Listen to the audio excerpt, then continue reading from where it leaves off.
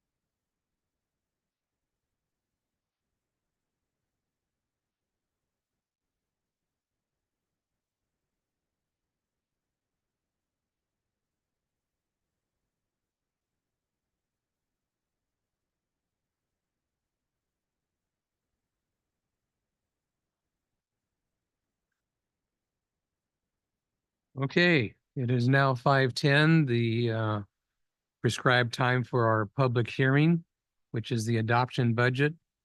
The proposed budget for Ventura County Community College District for fiscal year 24-25. Chancellor?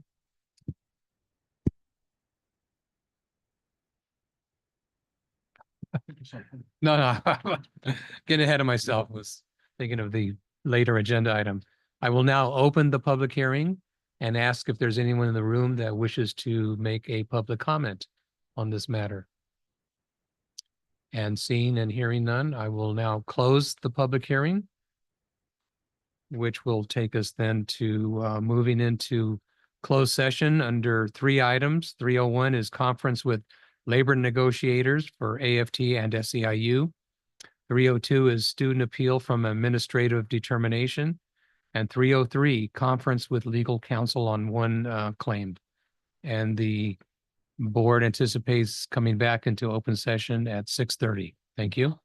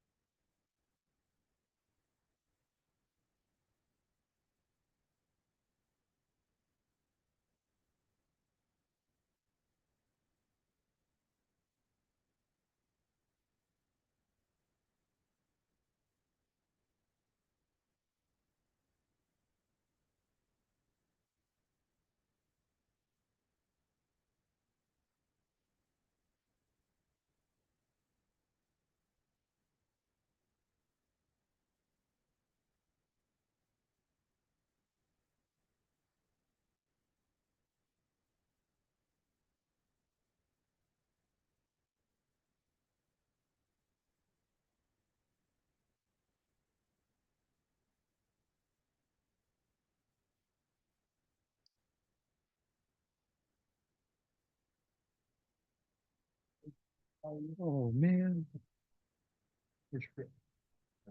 Where am I? Thought I forgot to read out. In this case.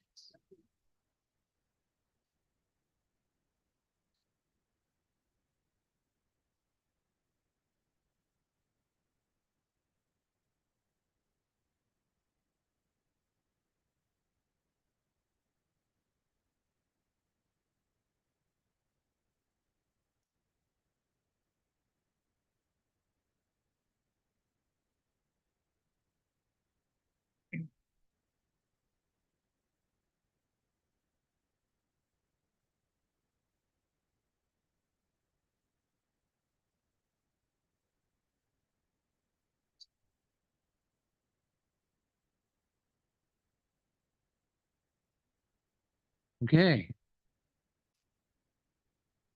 Thank you for your patience, everybody. This Board of Trustees meeting is called back into open session.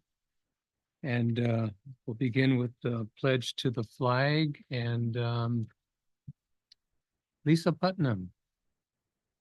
As bad as you're feeling, well, never mind, never mind. Okay, Dan Watkins then.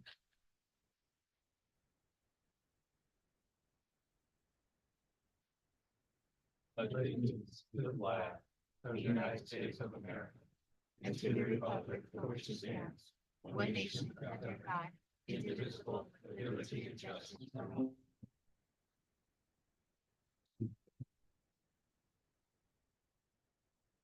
Next month, Lisa. Okay, that brings us to 4:02 closed session report. I have 2 items to report out. The first one, it was moved by trustee Lichtel and seconded by trustee Mantooth and carried on a 4-0 vote with 1 abstention, that the board reject the claim in the matter of Charles David LaSalle versus Ventura County Community College District. Trustees Lichtel, Mantooth, Perez, and Torres voted yes. Trustee Chancellor abstained. The second readout is, it was moved by trustee Perez and seconded by trustee Lichtel and carried on a 5-0 vote that the board voted to grant a former student's appeal of an administrative determination of a Title IX complaint on procedural grounds. That's the readout there. And that brings us to public comments, open session. I've got a number of cards here. The first one is Nathan Cole, followed by Ryan Grau.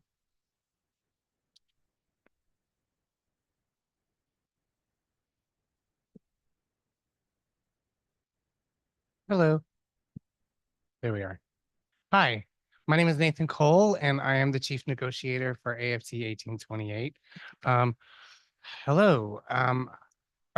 The past Monday, AFT negotiations team, along with the districts, received an email from the state chancellor's office alerting us that the guidance for the new standardized attendance accounting method would be given to us in a few weeks. In the meantime, AFT would like to ask that we please redirect our attention as we wait on that guidance, which will be very important for us to move forward in the compressed calendar negotiations. So we would like to focus on the Article 3 reopener. We gave that proposal to the district 3 months ago. We believe that if we start to meet immediately, that we could probably finish this by the end of the month. So we look forward to a timely reply. Thank you. Thank you. Ryan, followed by Chris Houston.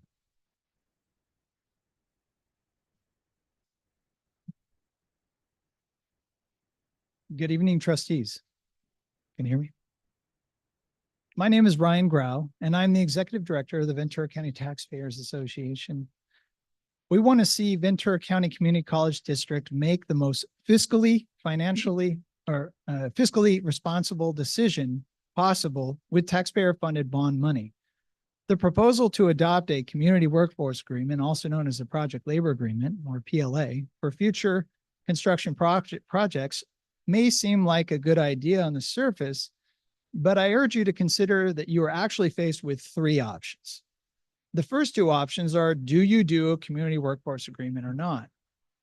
We believe there is a third option, which would be an open bidding process to ensure that the Ventura County Community College District takes a competitive posture with taxpayer money. It is our belief, based on experience from other counties that have undertaken similar projects, that a PLA will likely exclude a large pool of qualified local contractors who may not be able or are willing to comply with the agreement's requirements. This could result in higher costs for the district, as there may be fewer bidders for each project, leading to less competition and potentially inflated prices in an already overly inflated economy.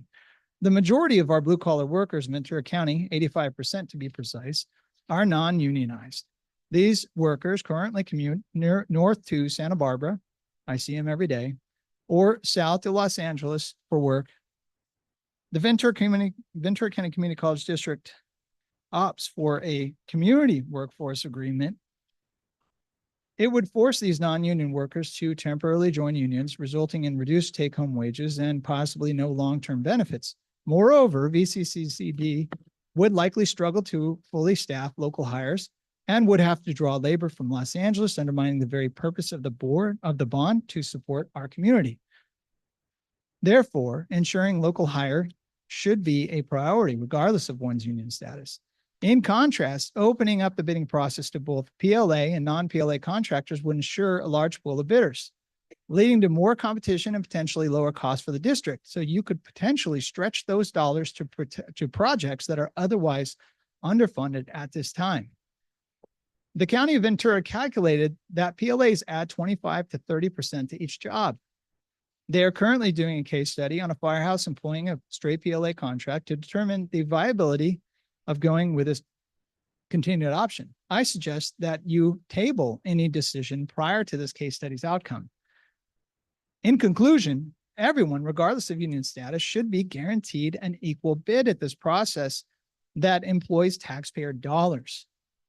Competition in this is the cornerstone of responsible spending, and you are the fiduciary of taxpayer funds. We urge the Ventura Community College District to take a competitive posture for our tax dollars by participating in an open bidding process and to make keeping our jobs local an absolute priority. Doing so would spend our tax dollars responsibly. Thanks for the extra time.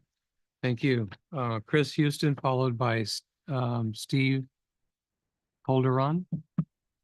Hello, my name is Chris Houston. I'm a business rep for IBW Local 952 and lifelong Ventura County resident. So we currently have over 500 electricians and their families living in Ventura County that would love to help you build your future projects. The local hire provision in a CWA is the only way to guarantee that your future projects will be built by local residents and that the money will stay in Ventura County and benefit our community as a whole. Thank you. Thank you. Steve, followed by Daniel Mora. Good evening. My name is Steve Coldiron with the Operating Engineers Local 12. I just want to say thank you to all the tradesmen and women for coming out tonight. And thank you for the board. 3 months ago, we came out here and spoke, and you kept your word for putting this on the agenda. I know Josh Madrano from the Tri-County Building Trades will go into more detail, but I just want to add a little more context. These community workforce agreements are nothing new, and they're definitely not new to the community. If you look at the Port of Hueneme CWA and the Oxnard Union High School District CWA, you would see that they've proven to be successful.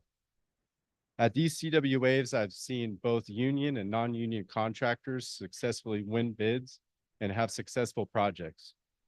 I encourage the board to reach out to those agencies and ask them for the results and hear it from them. The community workforce agreements we advocate for, they provide a platform to teach our youth and really give them an opportunity to land in the middle class, especially in this community. That being said, I appreciate the time and I look forward to having these discussions with you in the future. Thank you. Thank you. Daniel, followed by Joshua Madrano. Hi, good evening. My name is Daniel Mota with the Laborers Local 585. First of all, I also want to echo that. Thank you for bringing this forward. I know in June it was brought up, and to be able to be here is kind of, the board is sticking to their word. So I really do appreciate that. I just want to, I'll be fairly brief. you know, we've been able to get project labor agreements or community workforce agreements in other school districts. We've been able to, they've been adopting them at the, we're currently negotiations with the building trades at the Ventura Unified School District, Oxnard Union High School District, Oxnard School District has one as well. The firehouse for the county actually was cited, but I will say that the vast majority of the contractors that actually got the jobs, that got the bids at the firehouse that the county has a PLA on, the vast majority were from outside of Ventura County. So the only reason that we're going to actually have local workers on it is because of a project labor agreement. It's an actual enforcement mechanism that ensures local hire. Non-union, union, that doesn't even matter. Everybody can bid on it. Workers do not have to join unions. There's no forcing of that.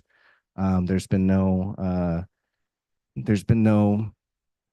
I guess, study that states that, it costs more or anything like that.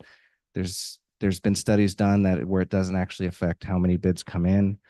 So what this does is all it does is create the enforcement mechanism to have local workers on local jobs.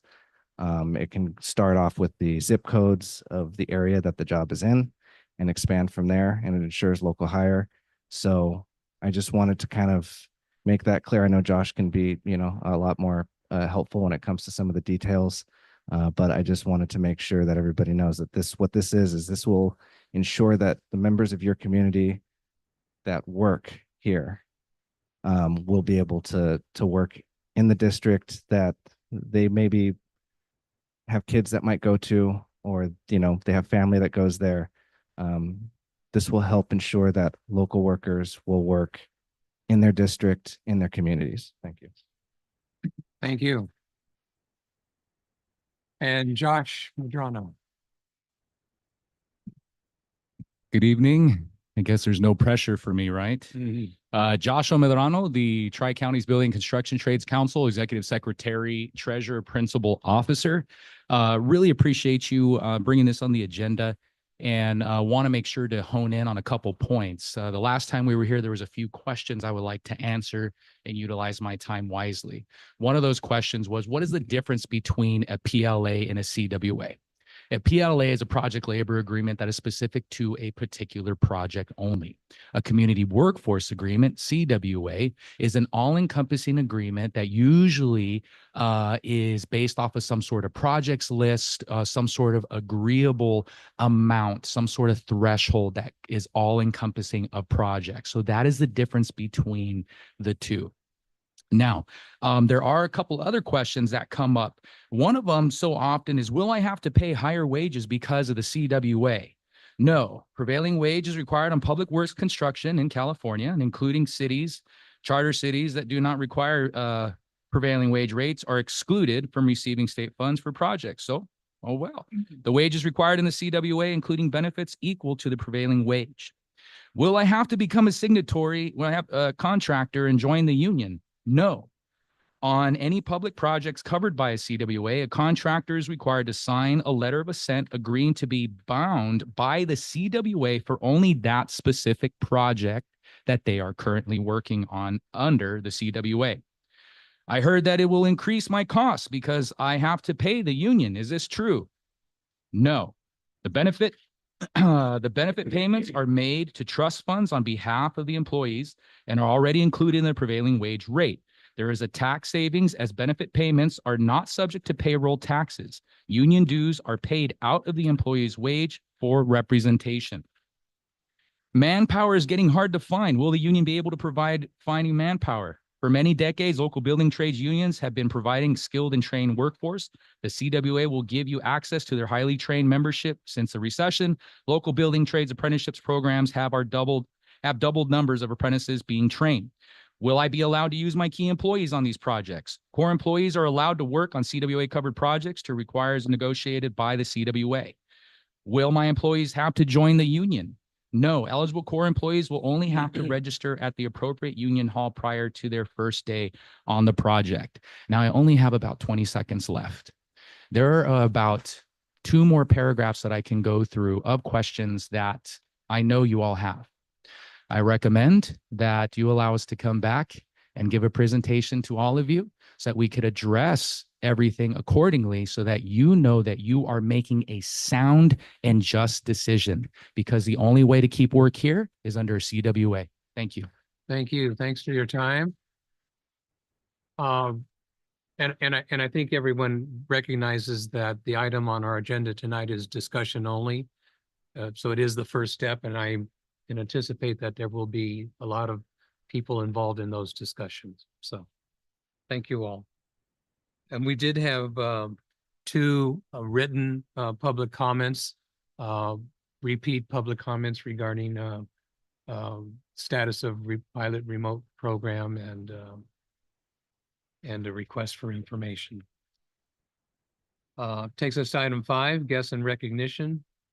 Anybody see any special guests aside from those that just spoke? But the acknowledgement of new employees and recognition of retirees will be addressed in the various reports that will be presented to the board. And that brings us to item 6.01, classified Senate President's report and consultation. Okay, who's reaching for the microphone there? There you go. You're on. Good evening, trustees, student trustee Whalen and Chancellor McLennan. I'm Michael Hayden, the classified Senate president at Ventura College. In consultation of item 5.01, we would like to congratulate Gabriel Aragon, Performing Arts Center Assistant, and Gabriel Stateman, Instructional Lab Technician 1, for their appointment at Ventura College. We don't have a ton of new information, but we are excited to announce that in October, the Classified Senate will be hosting their first lunch and learn of the season, and the theme for it is speed dating with DAC. Representatives from key departments from the DAC will be joining us, such as fiscal services, IT, payroll, and we will have tables set up for staff to get any questions they have answered. We just wanted to say a special thank you to Wendy Saunders for helping us with the coordination of this event. Thank you. Thank you. Autumn. Hi. Good evening, Board of Trustees, Student Trustee Whalen, and Chancellor McLennan. My name is Amparo Medina. I am the past Classified Senate President at Oxnard College, and I'm filling in for Sergio Arana. I do have a few things to report on. With the start of the new school year, Classified have been busy supporting students in various capacities and are the glue that keep our college running. We have scheduled our first Classified Senate meeting for next Tuesday and look forward to another productive year. In terms of tonight's board agenda, item 5.01, I'd like to welcome and acknowledge our new Oxnard College employees, Angela Perez, Child Development Assistant at Oxnard College, and Maria Esther Garcia, Communications Assistant at Oxnard College. Under item 11.02 of the consent calendar, I'd like to request your support and approval of the purchase order related to Heritage Empowered. This semester, the Office of Student Life has partnered with 2 of our Title V grants to sponsor the first ever university tour to visit historically Black colleges and universities. Sponsoring this trip not only supports goals identified in the Oxnard College Student Equity Plan, but it will also provide students with a first-hand introduction to the HBCU system and the HBCU Transfer Guarantee Pathway Program. Action item 13.02, action to establish an administrative assistant at the district. In reviewing the funding source, it identifies the use of the college's general fund because of the cost saving that was incurred from the elimination of the Title IX administrator position, which the colleges had agreed to support in funding. Instead of requesting an increase of the district general fund, as is generally the process, this appears to be a workaround to fund a new position. Use of college general fund money for personnel positions generally goes through the participatory governance process for formal recommendations, and this position did not. As with the creation of any classified personnel position, we request this go through the college process if requesting continued funding from the college general fund or be funded entirely through the district. Item 15.01, approval of resolution. Reminder that a resolution without your own intentional action is merely just words. I would love to see how our board would integrate Hispanic Heritage Month into board meetings. It could be something as simple as a presentation regarding what it means to be a Hispanic serving institution and the great work we are doing at our HSIs. Finally, I would like to thank Rock for all of his hard work supporting Classified Senate. We are one of the few districts in the state with a Classified Senate because of his work. He had a vision and saw it through. It has been a pleasure working alongside you from a Senate perspective, but also as a colleague, and we wish you much success in your future endeavors. Thank you. Trustee Chancellor. Just a clarifying question. What was the position you were making reference to? Thank you. It's the administrative assistant position listed in action item 13.02. Got it. Thank you.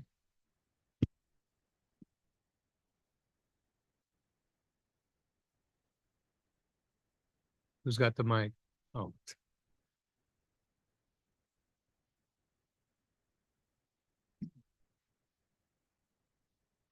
Good evening. You got me now? There we go.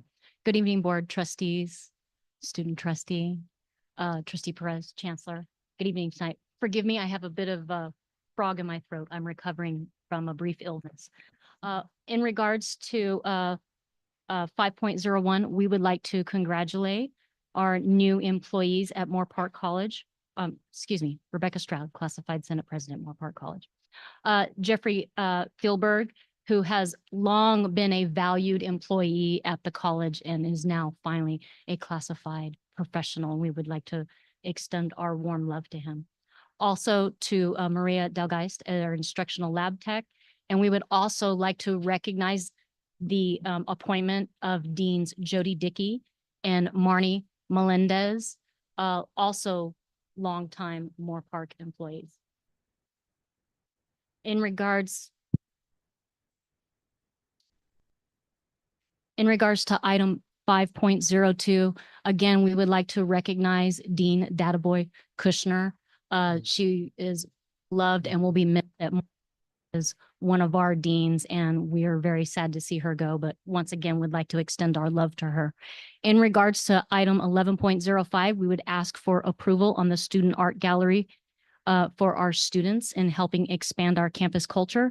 And also in regards to item 13.03 and approving of the student success and support specialist. This is a special position for dual enrollment and will really help facilitate access to high school students within our own community. Thank you. Thank you.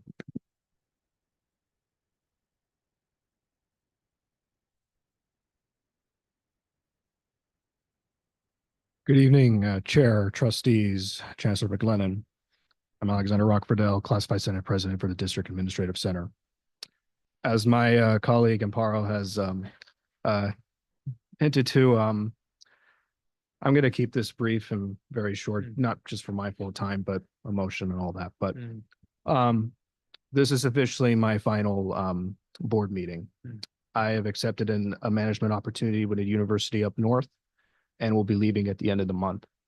It has been both an absolute pleasure and an honor to be able to serve the classified professionals and leaders here at the District Administrative Center these past few years, as well as to be able to collaborate district-wide with incredible people at all three of our colleges. It has been an incredible journey all these years through and through. And with that, I'm going to conclude my final report. Thank you. Congratulations and best wishes, and we'll miss you, and thank you for all your work. 602, Academic Senate President's Report and Consultation.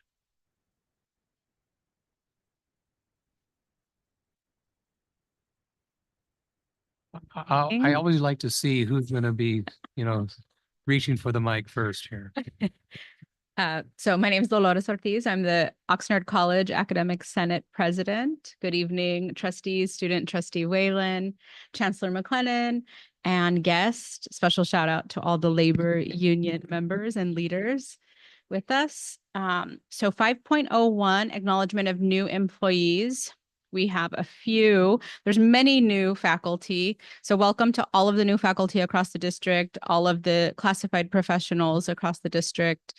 Special acknowledgement to Crystal Costello, Dental Technology, Esmeralda Camarena in Counseling, EOPS, Juan Jimenez, Auto Body Technology. He's an OC alum and was my student a few years ago. Maria Nayeli Medrano Fernandez, counseling EOPS. She's just moving over. So we're really happy to have her in her new role. Robbie Hoyle, our new librarian, who's already joined our Senate as a senator. Sophie Cates, our new accounting instructor, and Stacy Gold, our learning disability specialist. 15.01, action to approve resolution in support of National Hispanic Heritage Month.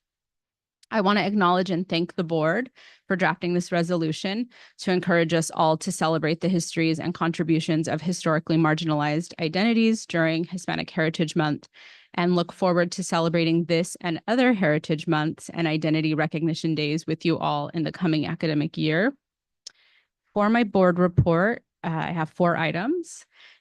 So our Senate welcomes a new vice president, Professor of English, Dr. Claudia Moreno Parsons, to our executive council. We also elected Professor of Health and Kinesiology, Erin Lawley, as our faculty chair of Professional Development Committee. We are looking forward to hosting a faculty-led discussion on artificial intelligence across disciplines on our campus. So just at the state level, the national level, there's many networks and professional development brewing, networking, developing regarding teaching and AI. So this is a huge need for all faculty in the district.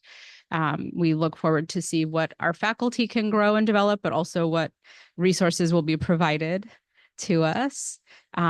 We also are eventually this year going to be opening our new Teaching and Learning Center. And so Professor of Psychology Samantha Marshall has actually been working on the website. The website is live. The center is not opened yet. And so we have some resources on AI housed there. So thank you to Professor Marshall. I also want to mention our University Transfer Center hosted its annual University Transfer Fair. And at the time of typing my report, the numbers I had were still being counted. So over 35 universities were present, but over 400 students visited the transfer fair. And there was a festive environment. So special thank yous to transfer counselors, Dr. Leti Mojica and Melody Smith, as well as the classified professionals that support the transfer center, especially Shilen Ramirez, who is a transfer coach, and Carmen Torres, who is an office assistant. And then final item, we have our first OC Live of the fall semester. So we always like to announce, OC Live is always free, open to the community. You are invited.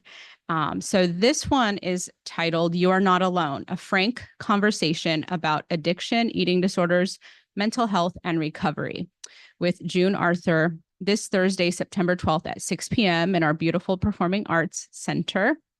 And June Arthur is an actor, singer, and mental health professional. So thank you to our recent new theater professor, Nick Papas, for carrying on the OC Live tradition. And please join us.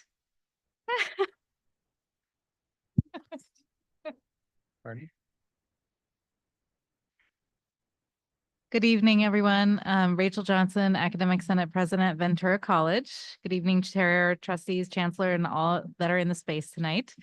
We would like to welcome aboard our new interim VPAA, Dr. Gregory Anderson. For this year, he's the captain of our academic affairs, and we look forward to the opportunities as where he will be steering our ship this year. Dr. Anderson has been attending faculty-focused meetings and offering his support to our work that is in process at the college, and we appreciate him taking the time to get to know us and what's happening across campus and finding ways in how to support the faculty. We are only a few days in, and I'm hopeful that this ship will be sailing forward more smoothly soon. Sorry, I can't get enough of the pirate stuff going on. With Dr. Gregory Anderson, Dr. Jeffrey Alexander, James Zavas, and Dr. Laredo Habib at the helm, I think we are all grateful to have some stability back on our ship. Our curriculum committee has had a successful start to the semester. We're shifting to a new model of group technical review. Although among the first batch of courses we've processed are the courses for our new automotive career education baccalaureate degree program. We're also working behind the scenes on our approach for the upcoming Common Course Numbering Project. I mentioned that last month as well. We sent the 6 faculty over the summer to the work groups and for the phase 1 courses. And last week we received the templates from the state, and at varying degrees of excitement, we are moving forward with that work. And we will be in stage 2 soon, where we will have 21 additional courses. And those will be coming up. And the one thing to know, at least with this first round, the deadline to have everything to the state is December 1st. And so you have a bunch of faculty really kicking it into high gear in order to be able to get that work done. And the problem is that we have a lot of trying to figure out things behind the scenes. Once that work is actually finalized, it'll take 15 minutes to put in, but really it's all the work of the logistics behind the scenes that a lot of faculty are doing. So I'm going to keep speaking up on this matter because this is something that needs to be done. And I want to make sure that we are all aware that this is above and beyond what typically happens.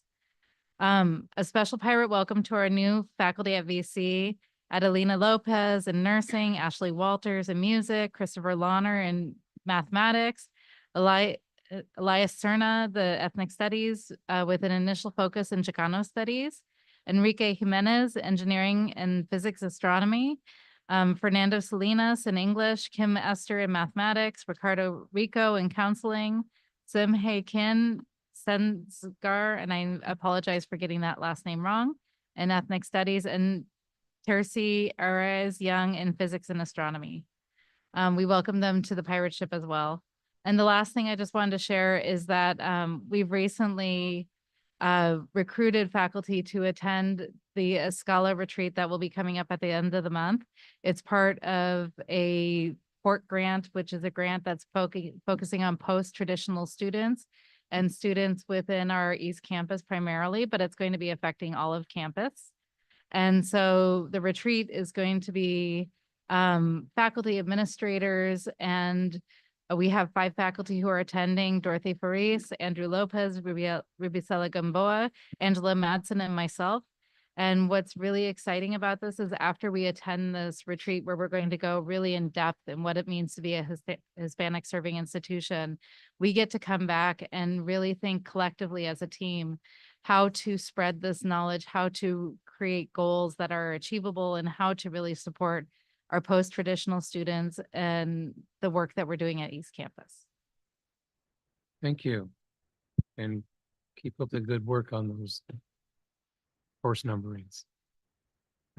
And will those be coming up to us at some point in time or part of the process? I think we're going to be discussing that further in DCCI, but the question that we were talking about today in technical review was, because it's a revision, we don't know if it needs to come through the process here. And so that I think we'll have more clarification after DCCI. Thank you.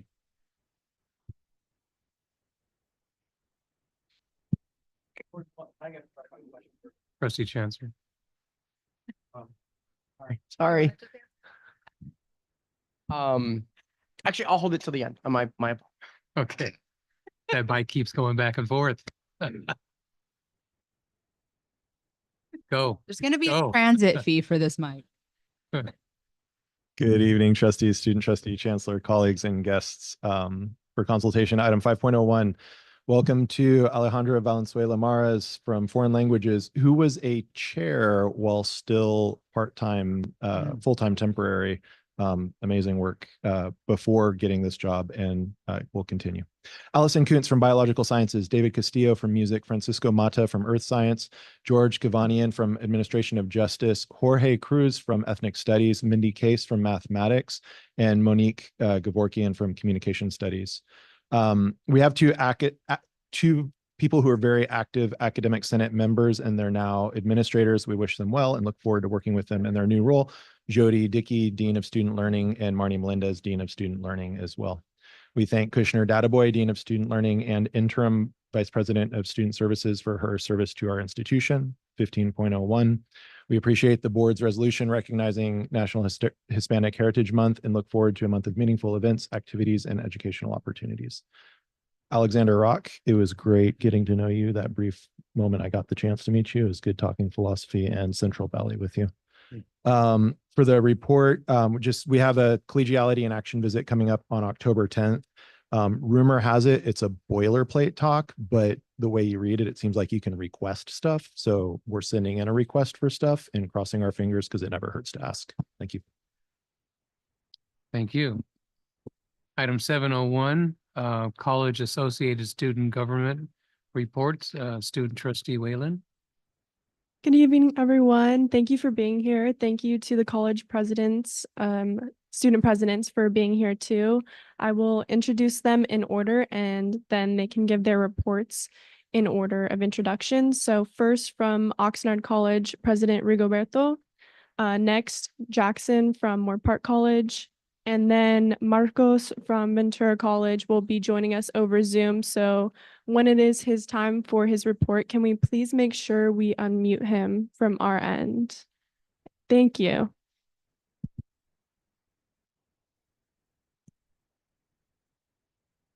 Good evening, Board of Trustees, Student Trustee, and guests.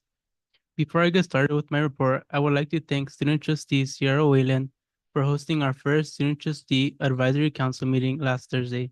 Thank you, Sierra, for the time that you put into our first meeting, and I am excited to work with you and see what we accomplish along with the other Associated Students Presidents, Jackson and Marcos. Moving on now to my report, during our first general meeting, we welcomed 3 new board members, Eternity Lucero for Secretary, Natalia Jimenez for our Director of Budget and Finance, and Ashley Hernandez for our Director of Advocacy. The board continues to go through leadership trainings, including understanding our individual strengths and how we use those strengths to work with one another. We also learned about Robert's Rules and Brown Act. We learned about PG and district committees and our roles in them. We also participated in our college's resource fair, where board members had an opportunity to connect with our fellow students and discuss how ASG can support their needs. Finally, I would like to let you know about some of the upcoming events that we have planned for the month of September. We have a suicide awareness, Constitution Day, Feed the Condors, and a Hispanic Heritage Month event. Thank you.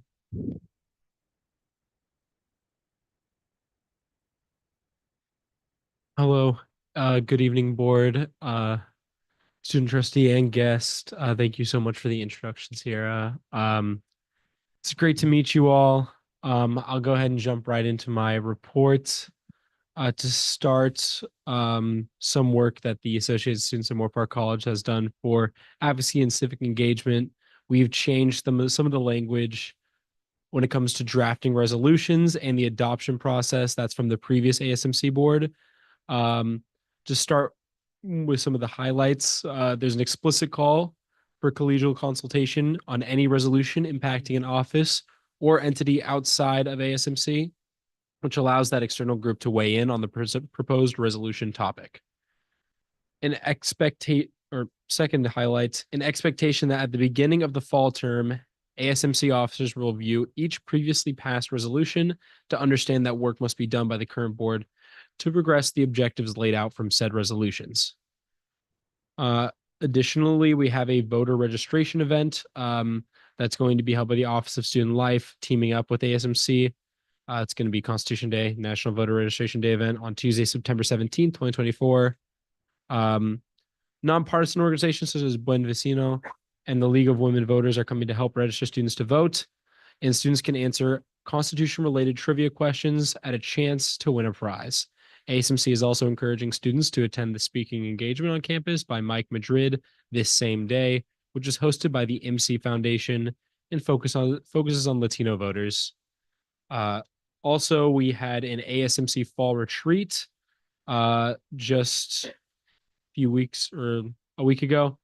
The Associated Student Leadership participated in a student retreat to foster team building and expand knowledge about how to carry out their roles. We discussed effective communication, ethical leadership, resolution writing, and other topics relevant to student government positions. We also conducted our first reading of our 2024-2025 fiscal year budget And that went under a second reading today, and we adopted our budget for the fiscal year. We also have our student engagement efforts. So right now we're focusing on our Blues Day. So second Tuesday of each month, which was today, coincidentally, students are invited to play lawn games, enjoy live music, take in the beauty of Moore Park College, and as well as wear our campus colors. We also have our Club Rush and Student Services Fair coming up, which happens every year. It's ASMC. We're once again partnering with Student Services and Guided Pathways to host Club Rush and Student Services Fair on Tuesday, September 24th and Wednesday, September 25th from 10 a.m. to 1 p.m. each day along Raider Walk. This event, which fosters students' connections to the college, directly supports Moore Park College's educational master plan and ASMC's mission. Moore Park College currently has 40 active student clubs and organizations and is awaiting the rechartering of 20 more that were active in 2023 to 2024, and it continues to offer training related to financial management, student travel, meeting management, and other topics important to the success of these student groups. We also have our Zen Den. The Office of Student Life in ASMC recently converted its former small meeting room into a prayer, meditation, mindfulness space called the Zen Den. Students can reserve the Zen Den for 15-minute increments to reflect, relax, unwind, or pray throughout the day. Since the beginning of this semester, there have been over 50 logins to the Zen Den, which helps provide a space for Muslim students to practice daily prayers or for students who need a relaxing space to unwind after a stressful exam. Thank you very much. Thank you. Trustee Lichtel. A quick question on that last item, if I may. Mm. You mentioned the Zen Den and you singled out a particular faith, but I assume the Zen Den is open to students of all faiths. Yes, exactly right. When the Zen Den was originally proposed, it was to give a space for all faiths. Just commenting on that faith specifically is because it was brought up specifically when the Zen Den was originally proposed, I believe. Okay.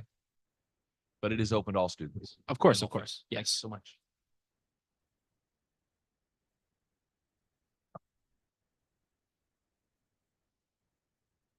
Hello, everybody. Are you able to hear me? Yes. Thank you. Thank you. Sorry about that. This is my first time going on Zoom. Apologies for not being able to be in person. We had a very strong day today. We had our Student Club Rush, also known as Student Life Day today, where we had over 400 students in attendance and over 15 clubs presenting. We were able to get each club about 2 to 3 sign-in sheets each, which was a great example of how student life has been coming back to Ventura College. We have also had our Student Success Day, which was very successful, and we were able to connect many students to many different departments. We are now seeing lines coming out of basic needs that are super, super long, which is a great indication of these services being used by many students. We have also had reports from our food vendor, Peter, that he has not seen these high numbers since 2018, which are pre-pandemic. I am very proud to announce that student life is coming back to Ventura College and that we are working very strong within our ASVC group to continue this trend. One thing I would also like to say that has changed from our last meeting is that we have now gotten a director of East Campus. Her name is Ali, and we have also gotten our director of administration, Jacob Colasito. So we are now proud to say we have a full board. And that is it. Thank you very much. Thank you. Who's next, or is that it? Thank you.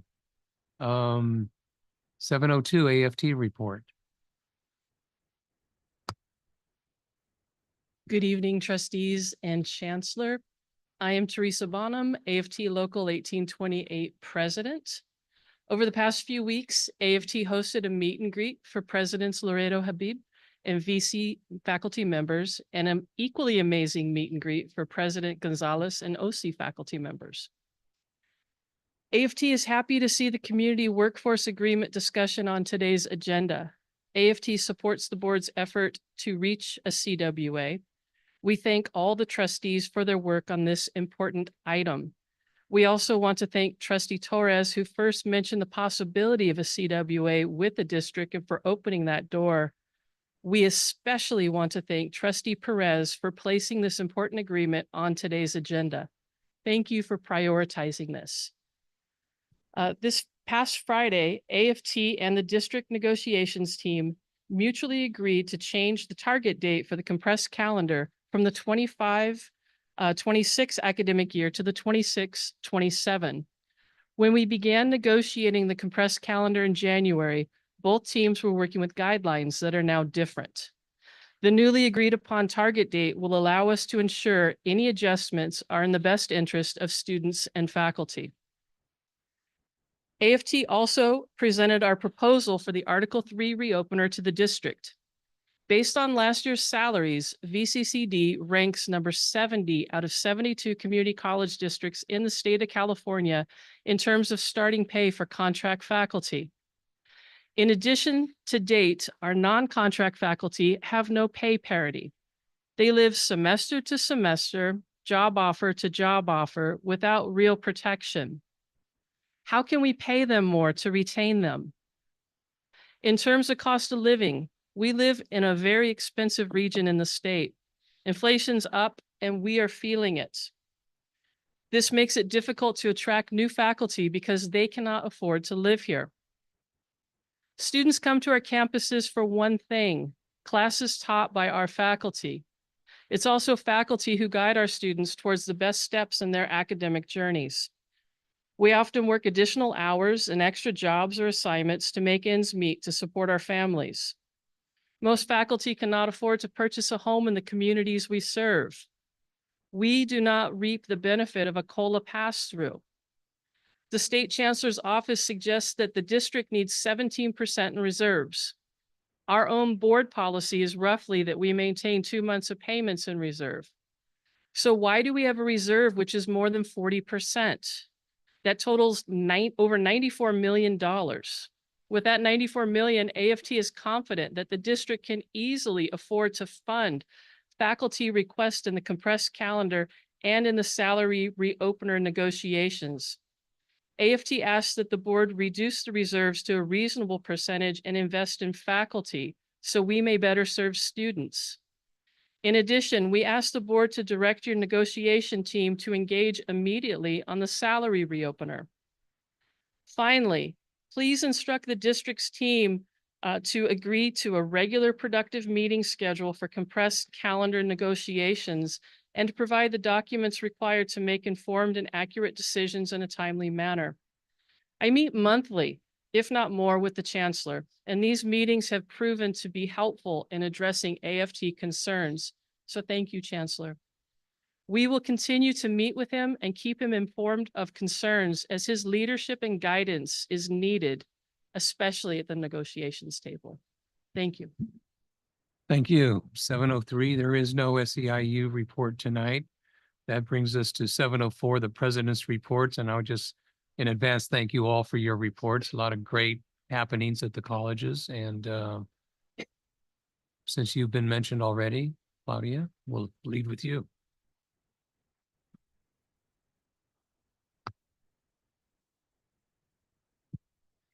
Good evening, Chancellor, Board Chair, Trustees. It's a pleasure to be here, and I'm so impressed by the reports of my constituency leaders. They're very complete, so I keep mine very brief. You have the written report, but I'd like to bring your attention to the student profile for the first-time students for this fall semester, over 2,700 of them. You will see in that report demographics that include gender, ethnicity, and even academic goals. I will highlight that 54% of them are first generation. You will also see the breakdown for the VC East Campus first-time students, about 250 of them, 77% of them first-generation students. Also included in the report is just a few of the campus activities. There are many more. I will just say that I have dedicated a lot of time to meet members of the community, including visiting with the community of Santa Paula during the VC East Campus Advisory Committee, in which I had a chance to talk to a lot of members of the community and get some feedback. I also attended the Santa Paula Latino Town Hall Awards dinner. Last, I'd like to join everyone in congratulating and welcoming the new employees of the district and Ventura College in particular. and welcome Dr. Gregory Anderson as our interim Vice President of Academic Affairs. Thank you. Thank you, Dr. Gonzalez.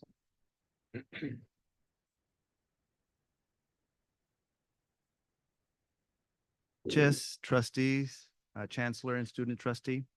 For this month's OC update, I will provide you a snapshot of the fall 2024 entering class and provide you an update on our enrollment numbers. More information is contained in the written report you received. For the fall 2024 entering class snapshot, we're pleased to welcome 2,243 new condors to campus. Of the entering class, 76% are between the ages of 18 to 24, 48% are male, and 50% are female. 78% of the class is Hispanic Latino, 12% is white, and 5% is Asian. The top 5 high schools our class attended include Channel Islands, Hueneme, Pacifica, Oxnard, and Rio Mesa. The top educational goal is earning an associate's degree and transferring to a university. And among all of our students, both new and continuing, about 70% are receiving some form of aid, whether it be BOG or formerly known as BOG, financial aid, or Pell.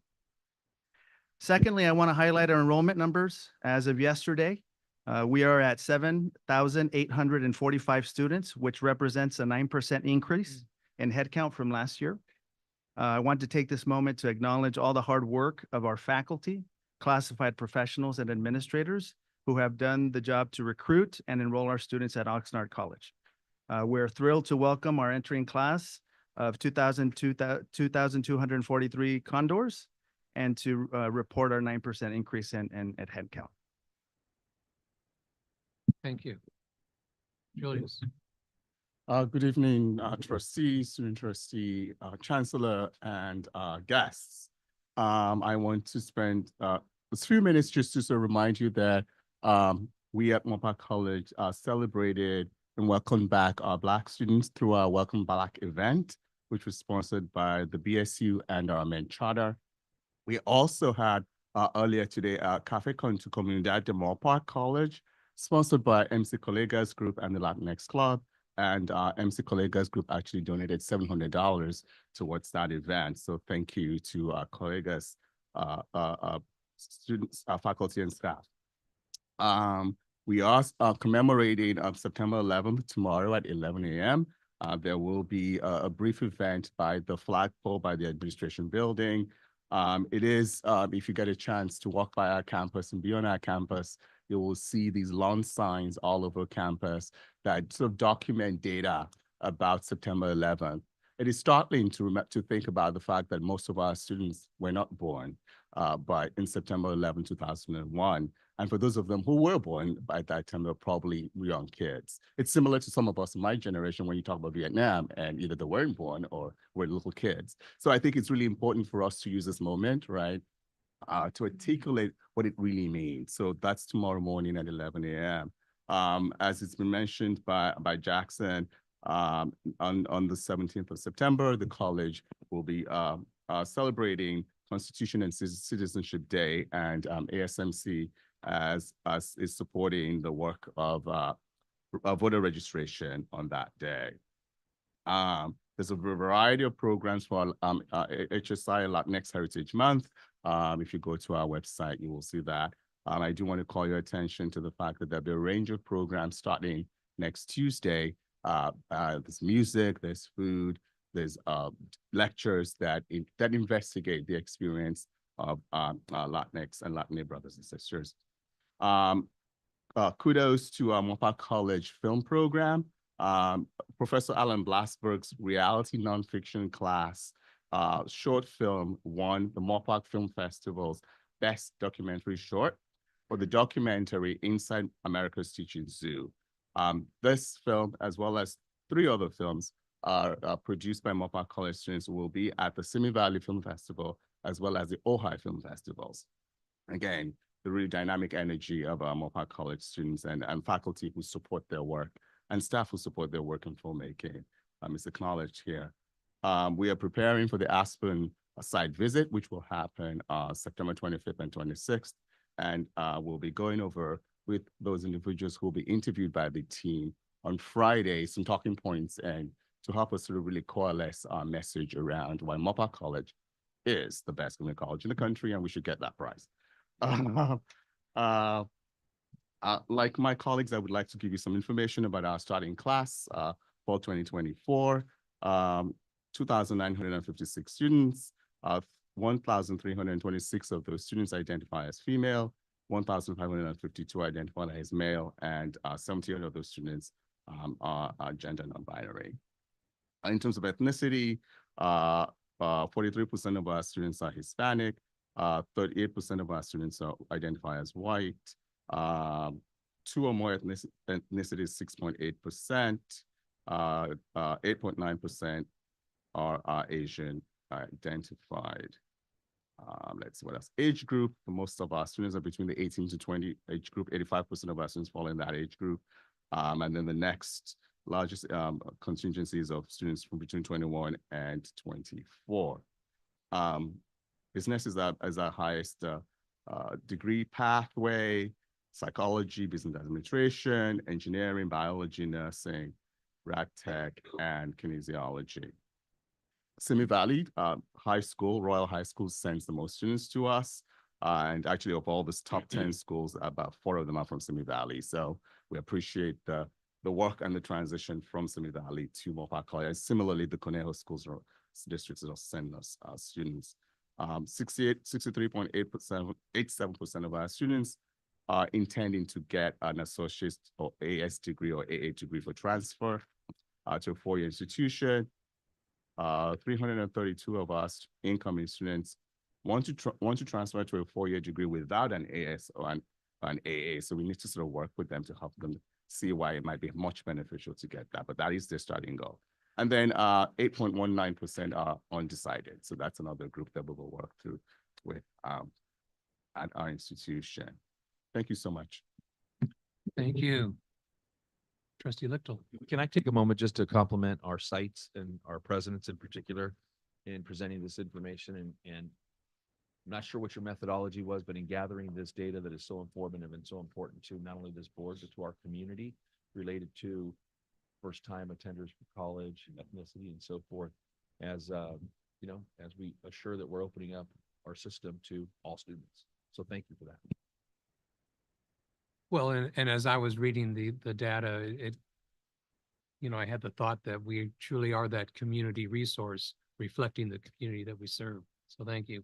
And also there was a student from Ventura College that had a film in the Moorpark Film Festival. I don't remember the title or the student, but it was great to see our students participate in the Moorpark Film Festival, I'd proudly say.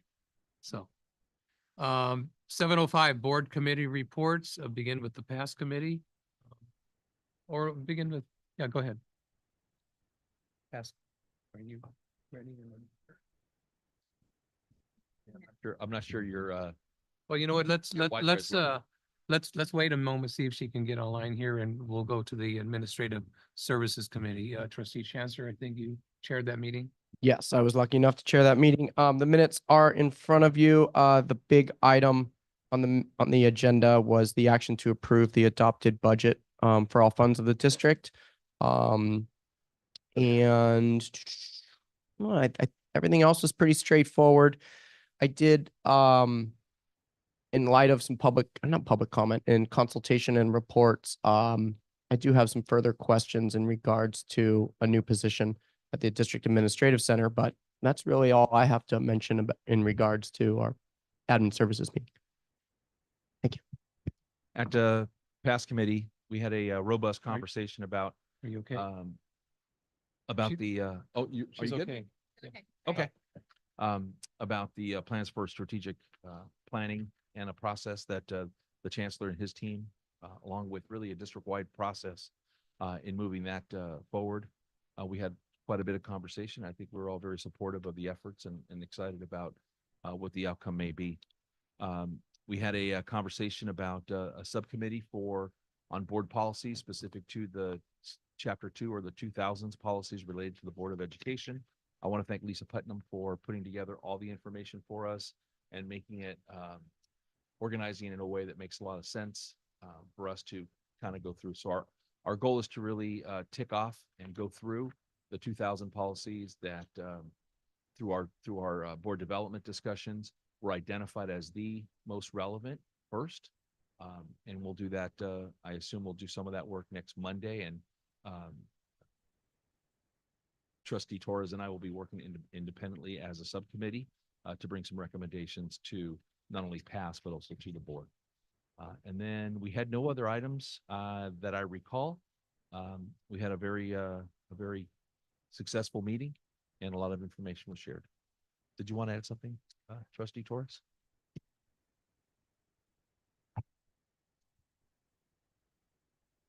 Apologize. You probably noticed that I've been up from my feet and down. I've been trying to work with my laptop here and with the internet to try to see the items and the documents here on the agenda. Just to add to the past committee, everything that Trustee Leto took place. One of the things that we did emphasize was the importance of the involvement of the trustees within the strategic plan. And so it is a district-wide initiative. I believe there's later information. There's going to be consulting firms that they're going to be looking to hire to support the work. And so I think and I noticed some of it in the Administrative Services Committee that they discussed it in the minutes.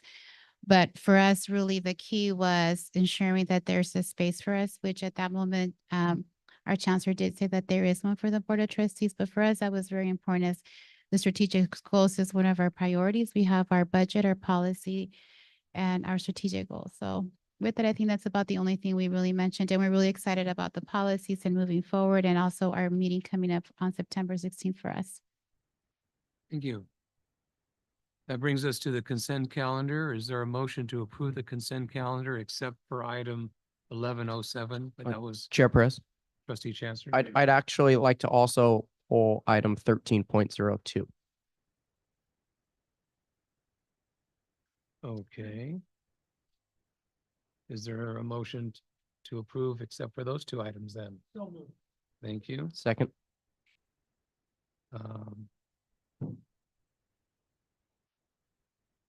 Student trustee, how do you recommend us to vote? Aye. Thank you. Board, all in favor? Aye. Opposed? Nay. One no. Okay. Thank Chair you. Perez? Yes, sir. I know what you're going to say, but I think I know what you're going to say. You may.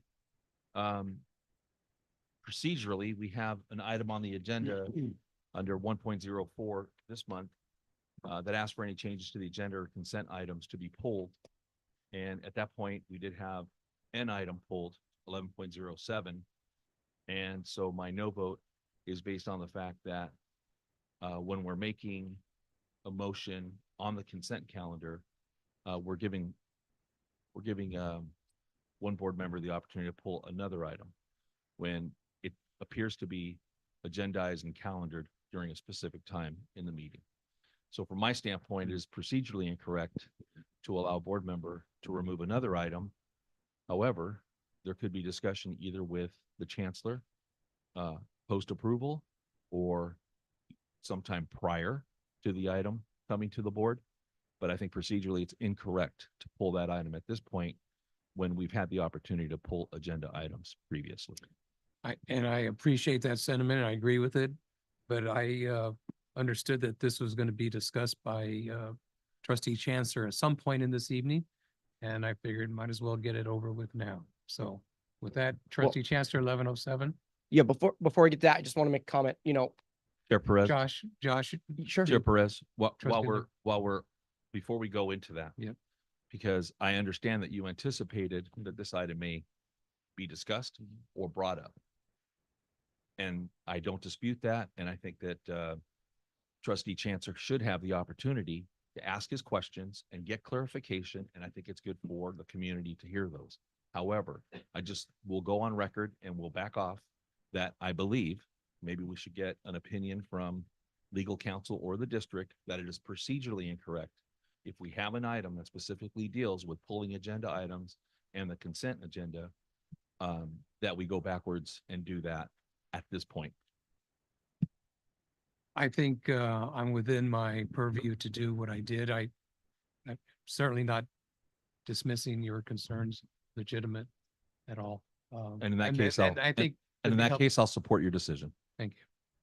But what it does call to mind is, I will admit that I think in the effort of being collegial and letting full discussion flow, that maybe, at times I could be criticized for being too lax in managing our meetings. And I think if we all want efficient meetings and productive discussion, then I think a little bit of behavior modification from all of us would be in order. Trustee Chancellor, 1107. Okay, before we get to that, when we decided as a board to shift, and I think it was Trustee Lichtel that really pushed for this, to pull items when we meet before closed session, when the public is not here, when Senate consultation's not here, when our union reps are not here. I didn't support that. And this board majority went along with that. And I support the board majority. I did bring concerns and I said, if things come up in public comment, that may cause me to pull something, to do my due diligence, representing my community, to ask questions and perhaps vote against an item. That happened tonight. I'll be the first to admit, I missed something. It went through committee. There's a perspective given that the budget for an item is going to be used from the college and used at the district. I have some follow-up questions. In order to do that, I had a decision to make. And that decision was to pull the item. And my All right, vote would then You've be explained expressed. yourself. Okay, so 1107, please. And Please. Trustee Okay. Chancellor, I support you on that. Okay? All right. You have my support. Okay, thank you. All right. 1107, action to approve the award of RFQ 683 consulting services for strategic planning. What's that? To Gensler. So I just had a couple follow-up questions on that. The spectrum for cost for that. We'll go to the item here. Just going back and forth. Ranges from 125,000 to 250,000. My first question was, why is this spectrum or the financial cost so high, or variance for that? Chancellor. Thank you. That's a very, that's a good question. So the process that's, you have an attachment in the consent agenda that has the bid from Gensler in it. And one of the things is we ran a little bit of shorter time at the AFC committee meeting. We had a little more thorough discussion at the past committee on this. This is a level of work that the district has not done in some time. And to the extent that we're setting it up the way we are, maybe never. It's definitely uncharted territory from a planning, strategic planning, visioning, values review, and all of that mission perspective. And some of the work's going to involve, as you saw in the proposal, multiple groups providing input, internal and external along the way. In some ways, we're building the process as we begin and go through the process, and there will be learning along the way that may imply a need for deeper dives or more input or convening of groups, especially external groups, partners. We've in the last 2 years in particular, our outreach to community stakeholders and partners, whether it's in the K-12 sector, the Navy, or certainly other aspects of business and industry, we're creating more relationships. Those relationships are creating additional conversations and expectations along the way. So part of this work is going to be defined. I think the item on the agenda speaks to the intent to keep the cost as close to that bottom minimum amount as possible, but there likely going to be some flexibility needed along the way where we may need to add some activities to bring it to a successful conclusion. The amount being requested tonight is at the minimum threshold level of $125,000. The range is really their way, my way, for public communication and for board consideration to manage expectations, that this is we have a lot of definition around the process, and you see that in the proposal. There's some unknowns that that we'll want to pursue likely that may add to the cost, and we'll be coming back to the board if and when that need arises.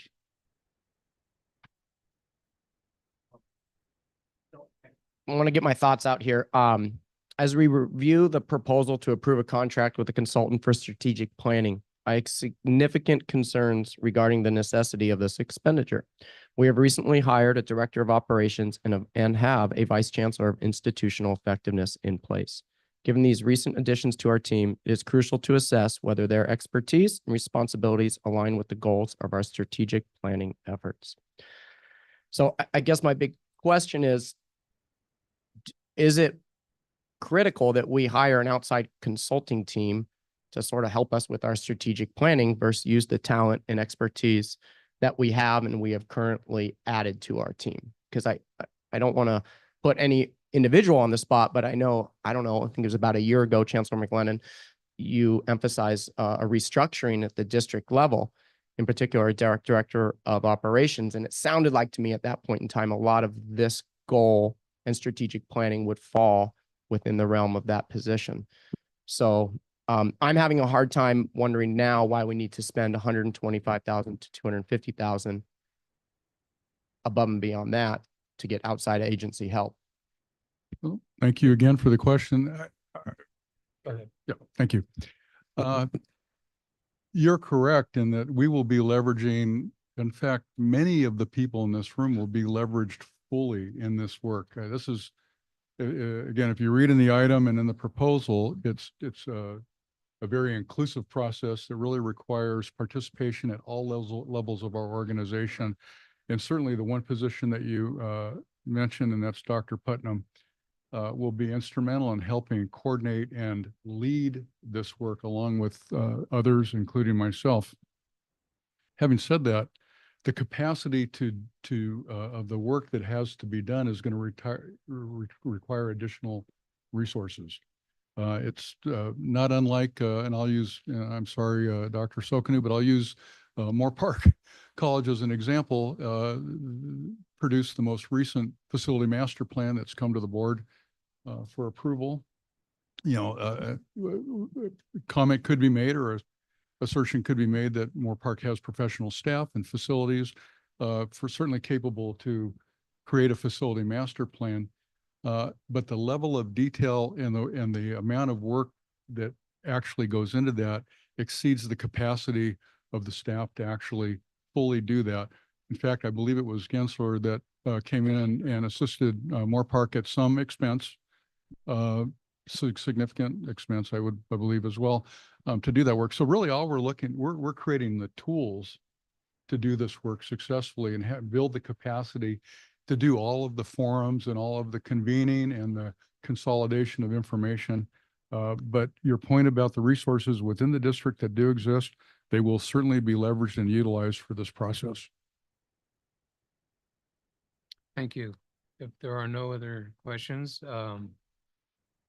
Trustee Torres. So at the time when this came to the PATH committee, there wasn't necessarily, we didn't know who it was going to be, and we didn't know the amount. And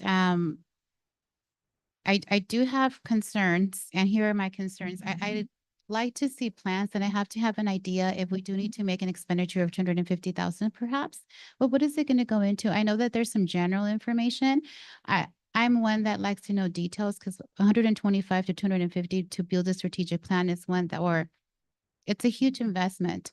And so it's just knowing the information. At that time in PATH committee, I didn't know an amount. I knew there was going to be consultants that were going to be coming, that were going to be supporting the work. I know we had started some steps, and we were going to just put out the bid and then see who comes over to us. The reason I say that is because I was hoping maybe there was some information in terms of the role of the board in this process. And, you know, there's the name of the community colleges of Ventura County, and I'm seeing it here, but as a board, we haven't had a discussion if that's what our thoughts regarding the name. It's a branding of the district. And so to me, if there's been no discussion officially as board members to say, do we want to rename our district? What are our thoughts? And have a discussion. And Are we going to move forward? And what were the reasons as to moving forward? What was the community input? And so when I started seeing already movement happening without input coming from us at the board level here at this dais or at a study session, I become concerned when there's already consultants coming in. I'm trying to find my place in strategic planning. When I came to the board 6 years ago, and every time we looked at our strategic goals, it's something within a board, like we're setting the direction and we're getting input from our colleges, and we set the direction with strategic goals of what we see. So I'm unclear of what our process will be here.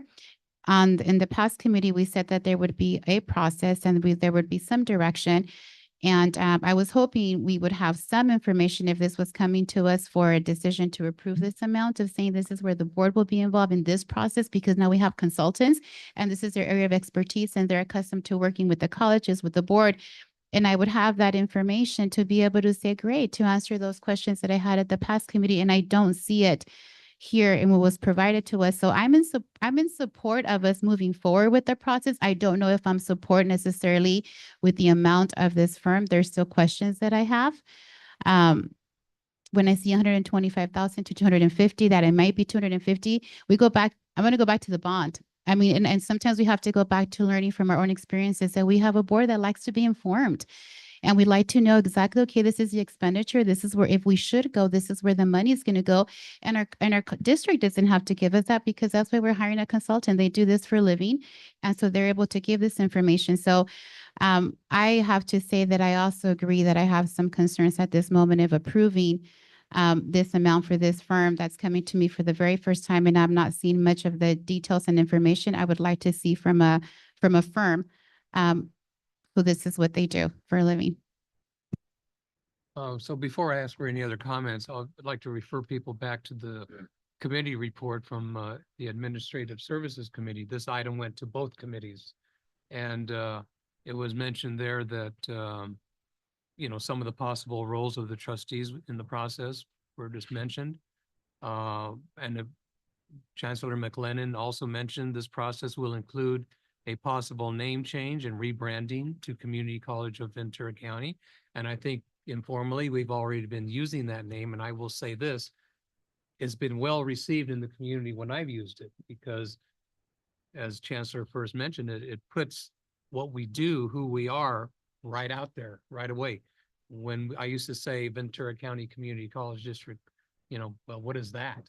Doesn't tell you how many colleges we have, and et cetera. So anyway, the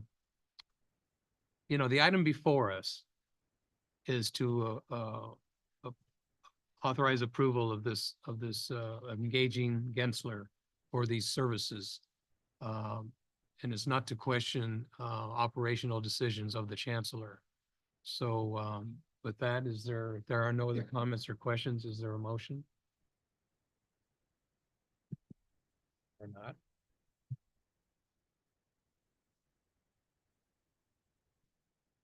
I would be prepared to make the motion, but I want to just get a reclarification of what we're approving tonight is a contract with Gensler in the amount of $125,000. We're not approving the full range up to 250,000. Is that correct? That's what I heard. Then I will make that Chancellor say. I will make that motion. Thank you. Is there a second? Second. Trustee Lichtel seconds. Student trustee, how do you vote? Thank you. Board, all in favor? Aye. Opposed? No.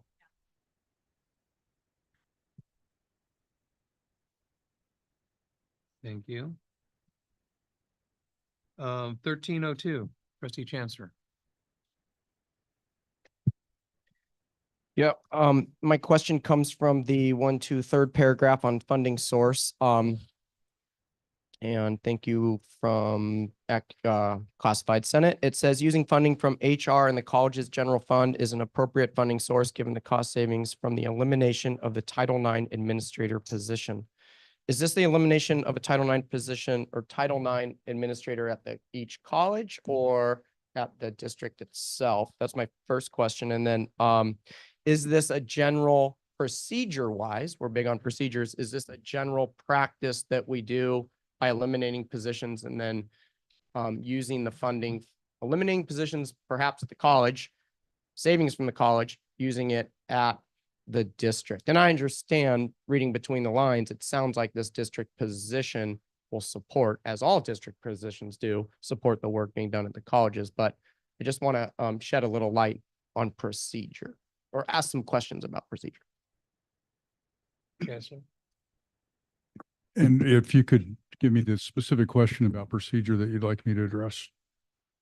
Did we do something different than we normally do in creating a position at the district office by taking funding from the colleges to fund this position? And what Title IX administrator or administrators were eliminated? So I'm gonna ask Vice Chancellor Barroso to help me a little bit with this on the second part of that question. For the first part, it is unusual. And it's unusual, I guess, by design. If you'll recall, we had an issue about a year plus or so ago that really put us on the defense around some major aspects of Title IX administration and compliance. As a result of that, at my cabinet, we began discussing the disaggregate sort of model of having Title IX outpost, if you will, and varying levels of organization and support at the colleges clearly was problematic. So as a result of that, the 3 college presidents at the time requested that the district take on that role. There are not identified district resources to do that work. The colleges were spending resources to do that work. And the decision was made to displace those resources that the college were using for that effort and pull them together to create a role that would support the colleges directly around communication, training, compliance, and actually investigation of Title IX complaints. So removing the bulk of the after incident work from the colleges and shifting that to a 3 college pooled role, because I think this part of the sentiment at the time was we're not all going to be dealing with the same issues at the same level every time. It will likely move around, and that it would be more effective district-wide to have a role here. So role was created. Dr. Putnam was the first person to step into that role.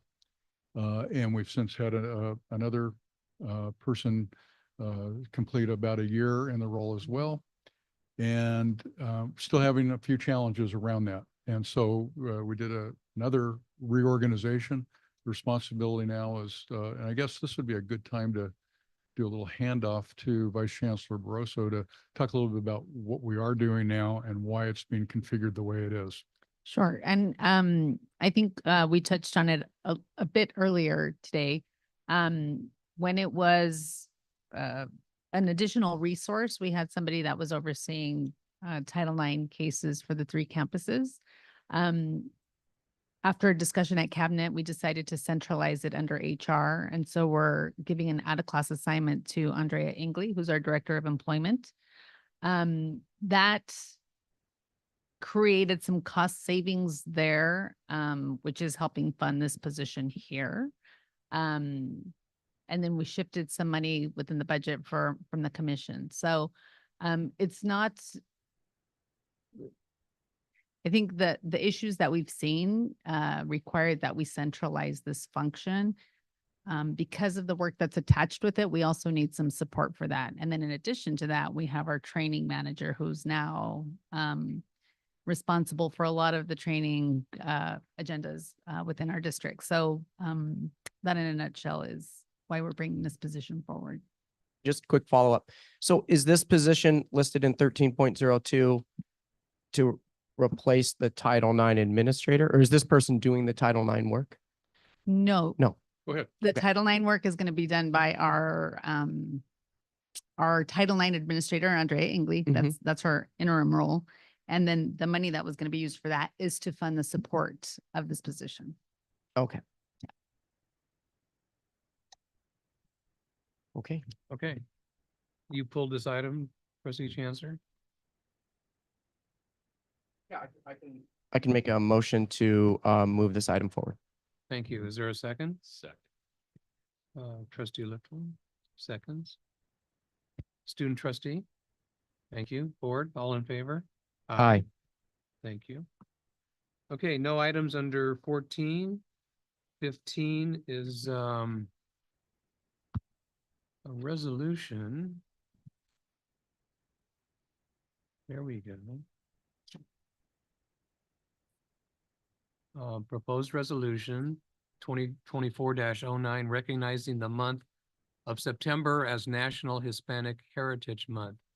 And especially because, or not especially, but in addition to the fact that Amparo Medina mentioned that she'd like to see more activity or support from the board in or activities, supporting activities, I think it bears reading this resolution in its entirety. I'll try to be quick. Whereas the United States observes National Hispanic Heritage Month annually from September 15th to October 15th to celebrate the rich cultural heritage, history, and contributions of Hispanic and Latino Americans. And whereas no matter the term one identifies as, whether it be Hispanic, Latino, Latinx, or Chicano, Chicana, we speak of people whose history is rich and whose community has profoundly influenced the social, economic, cultural, and academic landscapes of Ventura County and the nation as a whole. And whereas the community colleges of Ventura County serve a diverse student body, including a significant number of Hispanic and Latinx students who contribute to the vibrancy and excellence of our academic community. And whereas the Board of Trustees recognizes the importance of promoting inclusivity, cultural awareness, and the recognition of the contributions of Hispanic and Latino individuals in shaping the future of our communities.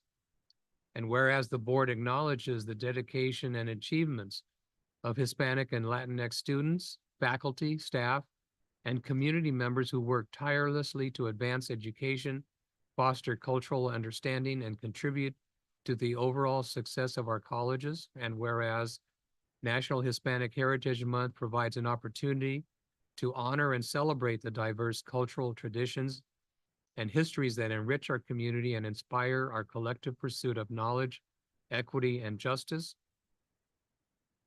Be it further resolved that the board encourages all students, faculty, staff, and community members to participate in the various events, activities, and educational opportunities offered throughout the month to deepen their understanding and appreciation of Hispanic and Latinx cultures. And now, therefore, be it resolved that the Board of Trustees and of the community colleges of Ventura County hereby recognizes National Hispanic Heritage Month and reaffirms its commitment to fostering an inclusive environment that honors and respects the contributions of Hispanic and Latinx Americans.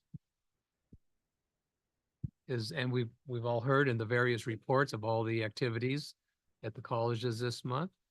And is there a motion to approve this resolution? Approve. And trustee Mantu seconds the motion. Student trustee? Thank you. Board, all in favor? Aye. Great, thank you. And thanks for your indulgence in letting me read that. That brings us then to 1502, discussion item on community workforce agreements. And let me get to that item.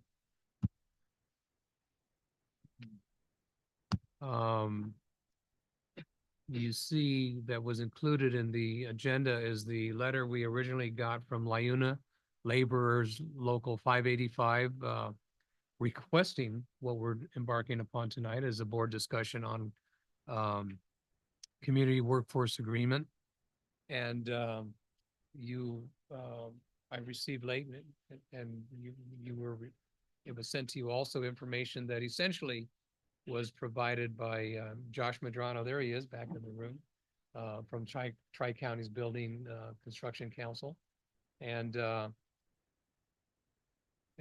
as we have been reminded, I think everyone on this board spoke in in support of moving forward with well, under the term PLA was used, but PLA, CWA are often interchangeable, but that was clarified tonight by, I think, Josh and another speaker, the difference between a PLA and a CWA. So I'm anxious to hear how the board thinks we should proceed with this. My initial thought was that it would go to a committee. I'm thinking because of the realm that a CWA would encompass, that the Administrative Services Committee might be that committee to hand it off to. And to do what some of the speakers mentioned, look at the history of CWAs out there and look at the information that we've received from both perspectives on this matter so that we can compare and contrast with actual histories and the benefits. And the other thought that I had is at that June 18th special board meeting that we had, a lot of concern expressed about moving forward with a general obligation bond, cited high cost of living and the economy and things like that. And those, and housing costs, and those aren't in our domain per se. But as I'm often saying is community is part of our name, and where we can see a role in having a positive impact in some of those arenas, such as creating livable jobs and livable wages and empowering people to participate in our local economy, keeping our local dollars here. I think we should try to fulfill that role that we might see for ourselves. Chair Pettis. Trustee Torres. I wanted to provide a different recommendation, and this is of interest to the board, and we all expressed it at the June 18th. And I think it would be really great to have a study session. And so instead of having it go to 2 board members, I would love to be able to schedule a study session when we really look at what the CWA is. We have an opportunity. I believe I heard Josh Medrano and some of the other laborers also say that they would be able to also provide presentations to the board if there were questions we have. And I've really appreciated as we went through the process in different study sessions that we looked at different things that we're looking at as a board where we can engage in that dialogue. There's presentations that are provided to us by our district, from also community members. And so I would recommend a study session perhaps for October, and that way it gives everybody about a month to be able to really just look over information, what they would like to present. And then based on that study session, I think coming to the board as an action item in the month of November, because at that point we can decide whether we want to move forward with the CWA or not. And I think at that point, we would have had, by the time a decision comes, it's 2 months. And in October, we're able to have that study session and then decide as the board, do we want to move forward or not with the CWA for our November meeting and have that as an action item. But first with an opportunity to come together as a board. And I think because of the dialogue and conversation that I've heard, I think it really would benefit all of the board members to really dive deep into this work. So my recommendation is for a study session to take place next month, where we look more into community workforce agreements, and we have different members come and speak from the community as well. So it's a very transparent process where we hear from, different members. We also had somebody from the Taxpayer Association come here. So it really gives everybody an opportunity to prepare and come in to present to the board with information, with evidence. We have maybe documents to study beforehand, and we decide then in November what we want to do with that information. So that would be a recommendation that I would have. Okay. Anyone? Trustee Mantu. I would concur with Trustee Torres' suggestion. I think it does merit a full board interaction. While, and by the way, I want to thank Mr. Medrano for clarifying some of those, initial questions that many of us would have about cost and things like, what if you don't have enough union people in the county to do the work? Is there a fallback?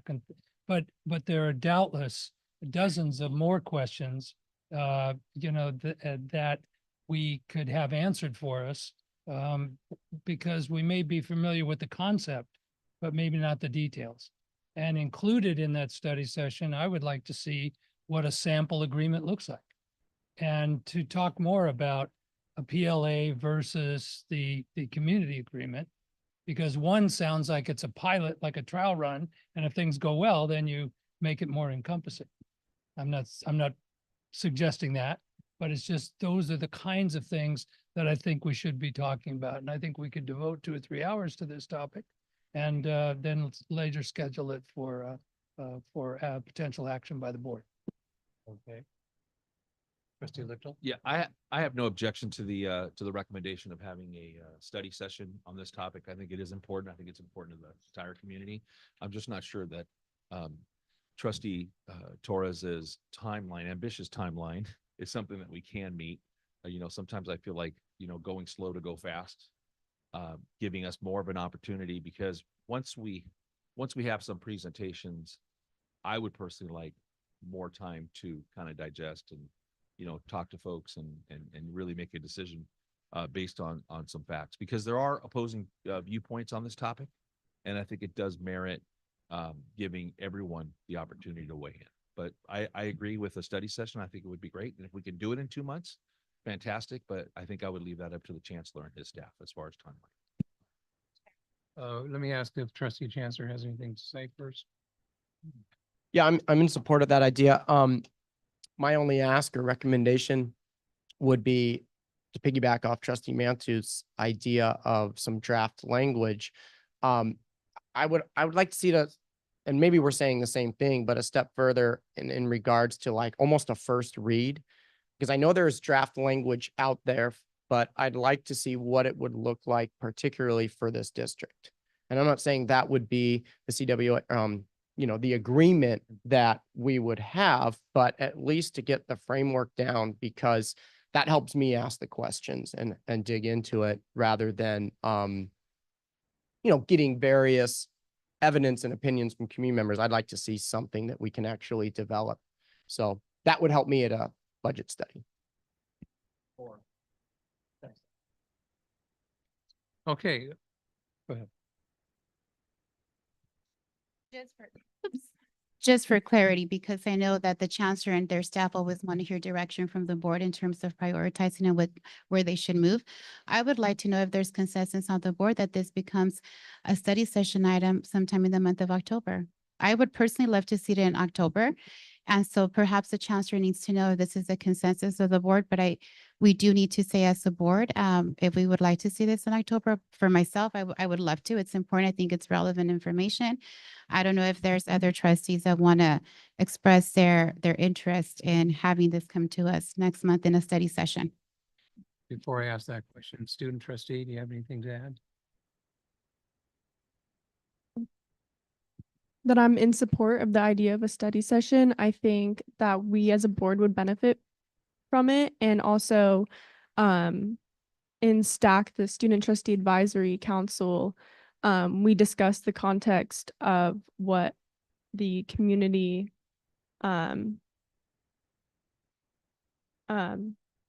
yeah, sorry, my mind, I was blanking. The CWA, we discussed the context of it, but I think we would all benefit from a study session on it, so that I can also bring that information that I get from that to STAC and what the CWA would mean for the specific colleges too. Okay, well, I certainly see a consensus for a study session on the part of this board, which I too can support. I was just thinking process wise, and I see, hang on. I would necessarily consult with the chancellor to see when is an appropriate time. And just because I'm in cognizance of the workload that we always have, I say they always have. I want Josh and Danny out there. Thank you for your patience, because this has been a long time coming to the board. But as was mentioned, June 18th, something this important, we want to take the time to do it right also for our collective benefit. Trustee Chancellor. Yeah, I was just gonna recommend, because I know it's hard for all of our dates to line up. Yep. Maybe we can, be ambitious and put an item on our October board meeting that's already set and we're committed to, and see how far we get in the process at that meeting. So that's just one recommendation. I would second that recommendation from trustee Chancellor. So if there's another trustee that would support it, I think we can, with that point, the majority place it on the agenda. Would you clarify what you said, Josh, for my benefit? Well, we're discussing having a study session, maybe with a draft. But you know, I'm really curious to hear from district staff, you know, how feasible this is, where it would work in our upcoming projects and timelines, things like that. So my recommendation is to have the study session be embedded in our October meeting.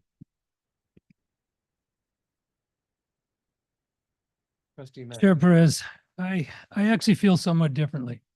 I like the idea of a study session because of the ability to focus on the issue and not have all of the other extraneous agenda items and other matters that we would have to deal with, which would prolong the meeting. And we all know what happens to productivity when meetings grow too long.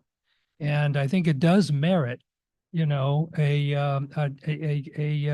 focused discussion, so that when it is agendized as an action item, hopefully we won't repeat the length of that discussion that we had in the study session, and that we can move with alacrity in the direction that the board reaches some consensus on at the study session.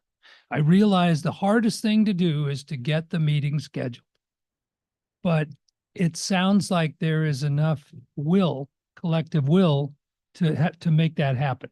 And hopefully in October, but if it can't be, as soon thereafter as possible. Sure. Trustee Lichtel. Yeah, the other thing that comes to mind is I think as a board, we really should have amongst all the other focus areas that we share, we really should be honing in on the issue of an accreditation that we need to see through to the end and make sure that we do that successfully. And I agree with Mr. Mantooth that if we embed it into a meeting with all the other things that we have, I think it'll lose the impact. I also want to say that I want to be respectful of the effort that was made by LIUNA in presenting this letter to us back in October of 23. And, you know, sincerely, I'm sorry that it took this long to get the item here, but I'm glad we're here. And then at this point, I would vote for making sure that we do this right. One of the phrases you guys are all very familiar with is measure twice and cut once. So let's do that. And, you know, quite frankly, if this has to delay because for whatever reason, I think the district staff needs to have information to us that provides us multiple perspectives about this issue and not just single perspective. And I think that will take time. So I would be more in favor of just slowing down a bit, knowing that we're going to get to it and making a commitment to get to it, you know, during this academic year. Chair. Trustee Torres.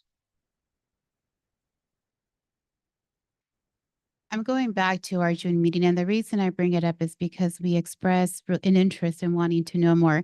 And as we're listening to labor and who they represent the community that we represent here at this dais. And one of the things that was mentioned is they build programs where our youth are able to benefit. Our own workers from our community that we represent are the ones that are building. If we look at our facilities master's plans, and we did very in-depth studies, we know we're going to be building, we have to be renovating. We discussed it. That was the whole purpose. There was a discussion of a bond. We have a Fund 113 to get started with some of the work. And in some of the reports that I read, there's some concerns with some of the classrooms in some of our colleges because they were very hot during this heat wave. So if we have an interest, then it's something that we prioritize. And for myself personally, it's a study session. This is our priority. We're going to have to start building. And are we making a commitment or not? And if we don't, if it's decided that the board says we're not going to commit at this moment, a decision is made. But we have our laborers that are here till about 8:30. They'll probably be here longer if needed. And they have to get up early in the morning, but they want to hear from us. And out of respect of what we said in June, because they came and thanked us. We said we have an interest. This is placed on the agenda, but it's much more than the agenda. It's what is our commitment. And so when I talk about a study session, this is a study session. They will come prepared, and I'm sure the other individuals who are saying I don't agree with it, we'll also be prepared. I agree, maybe we can have something in October at some date. I'm pretty flexible with my dates. So for in terms of myself, just let me know on a Saturday, of course, on an afternoon, evening, because of my work. So, and if we can look at those days, we can give it due justice and be able to meet. We've done it for Santa Paula when we were looking into the Santa Paula, and it's still going to come to us. We've made commitments to meet in Santa Paula. We've met on a Saturday. We've made commitments to do special study sessions for the bond. The WA requires that same attention, and we're committed, and it's something we want to do. We move fast for a bond. We can certainly do it for this if we want a commitment. So can we have the capacity? Yes, but I agree that our chancellor needs to hear a direction because there's multiple projects and he needs to hear from the board. Is this a priority? And if this is a priority, most certainly we'll get to it. We'll have a study session, we'll plan it, but he needs to know. So when I ask from the board if we can have a commitment to have something in the month of October, we're right now September 10th, it can be the end of October, but at some point in October, to be able to come together and have a study session is what our chancellor would like to know. And so as the trustee of one, I would like to see this prioritized and on a study session at some point in October.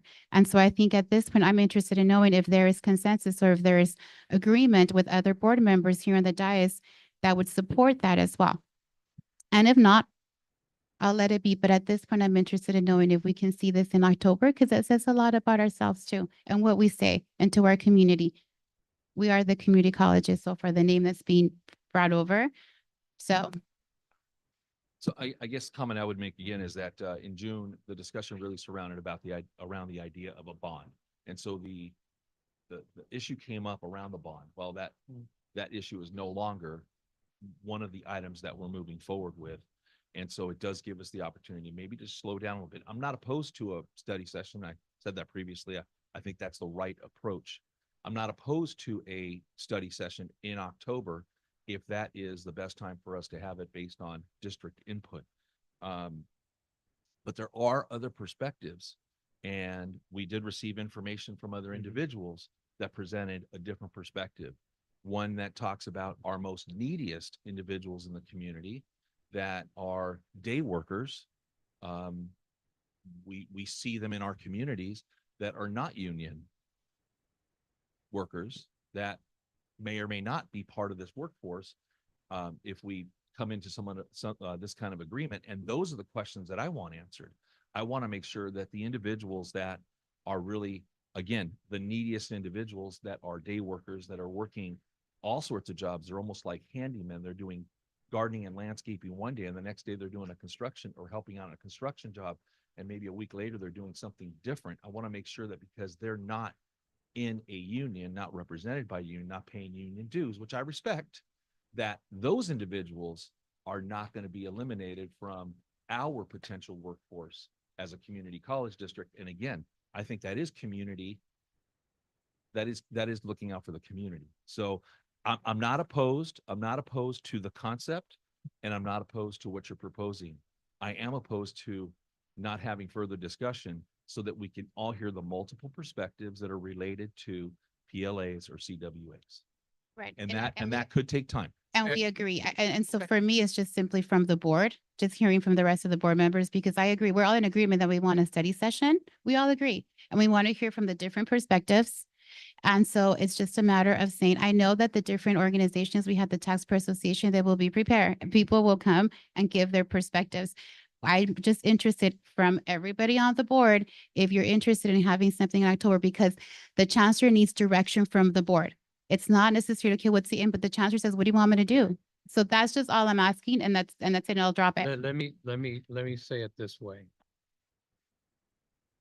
In all the years that I've been here, and certainly in the last 2 years that I've been chair, one of the biggest challenges is coordinating calendars to schedule meetings, especially study sessions. So the best commitment I can make at this point is to schedule a study session as soon as possible, given everyone's demands on their time, whether it be work, whether it be to gather the necessary information to provide to us and to be available.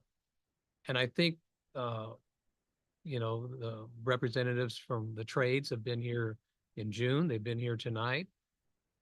Maybe just by a shake of your head, can you sense that there is board interest, if not outright support, for pursuing the CWA? I guess I shouldn't ask a question without knowing the answer, but I think this board has demonstrated its support for pursuing the concept of the CWA. And for me, I think CWA is the operative terminology. And a study session is the way to go because it can be comprehensive. And, whatever the ultimate outcome is, I want everybody to have respected the process and that everyone's interest and information has been provided and reviewed and discussed. So, I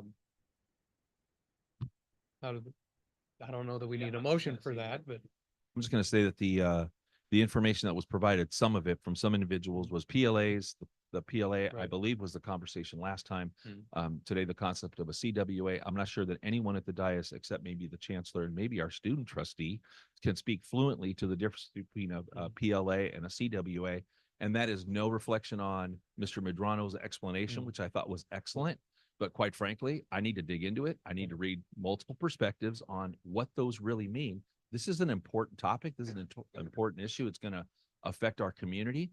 And we all know that every decision we make can have very positive consequences, but may have negative consequences on some part of the population. I'd like to know who those people are before we move forward. So just again, let's go slow to go fast, and let's do this right. well, study session is the mode we're going to take, is my sense. I think everyone's in agreement on that. So, well, it's discussion only. So well, let me hear from the chancellor first after hearing, and I'll entertain after hearing our discussion. Thank you for the conversation. So here we are, September 10th. Yeah. We've just approved direction to begin a massive Right. planning effort that we're going to be doing a lot of gearing up for. Obviously, the business of opening our colleges and getting the district moving into this academic year, all the things that come with that. Tonight we're being here in a minute talking about our operating budget. Get a lot of moving parts.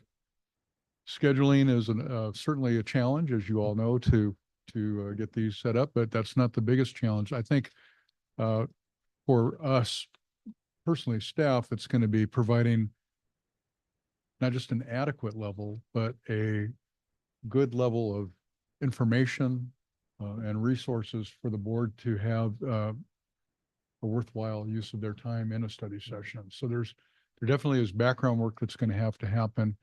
I've heard all of you that you're interested in this topic. I also share the context of the PLA, CWA. It really came to the forefront in the context of the general obligation bond. That's not an issue right now. There may be other reasons to accelerate this discussion more quickly, but there's nothing pressing from an operational perspective requiring us to have a decision within the next several months, actually. So we do have projects. We have the Ventura Housing Project, obviously, that's going to be looming out there. It is looming out there, and there's certainly some opportunity for this to become even more relevant than it is at this moment. So I guess if the direction that I were being given by the board was we must have a study session on this topic in October, I think there's a number of things that can impede that. Again, I'm not trying to make any excuses or any of that. I just want to make sure that whatever we do with the board, that it's a quality use of the board's time. Trustee Chancellor. One thing I've noticed 6 years sitting here on this board is that when we do ask for reports and updates, the level of thoroughness always exceeds my expectation. I mean, this district digs in and they dig in deep.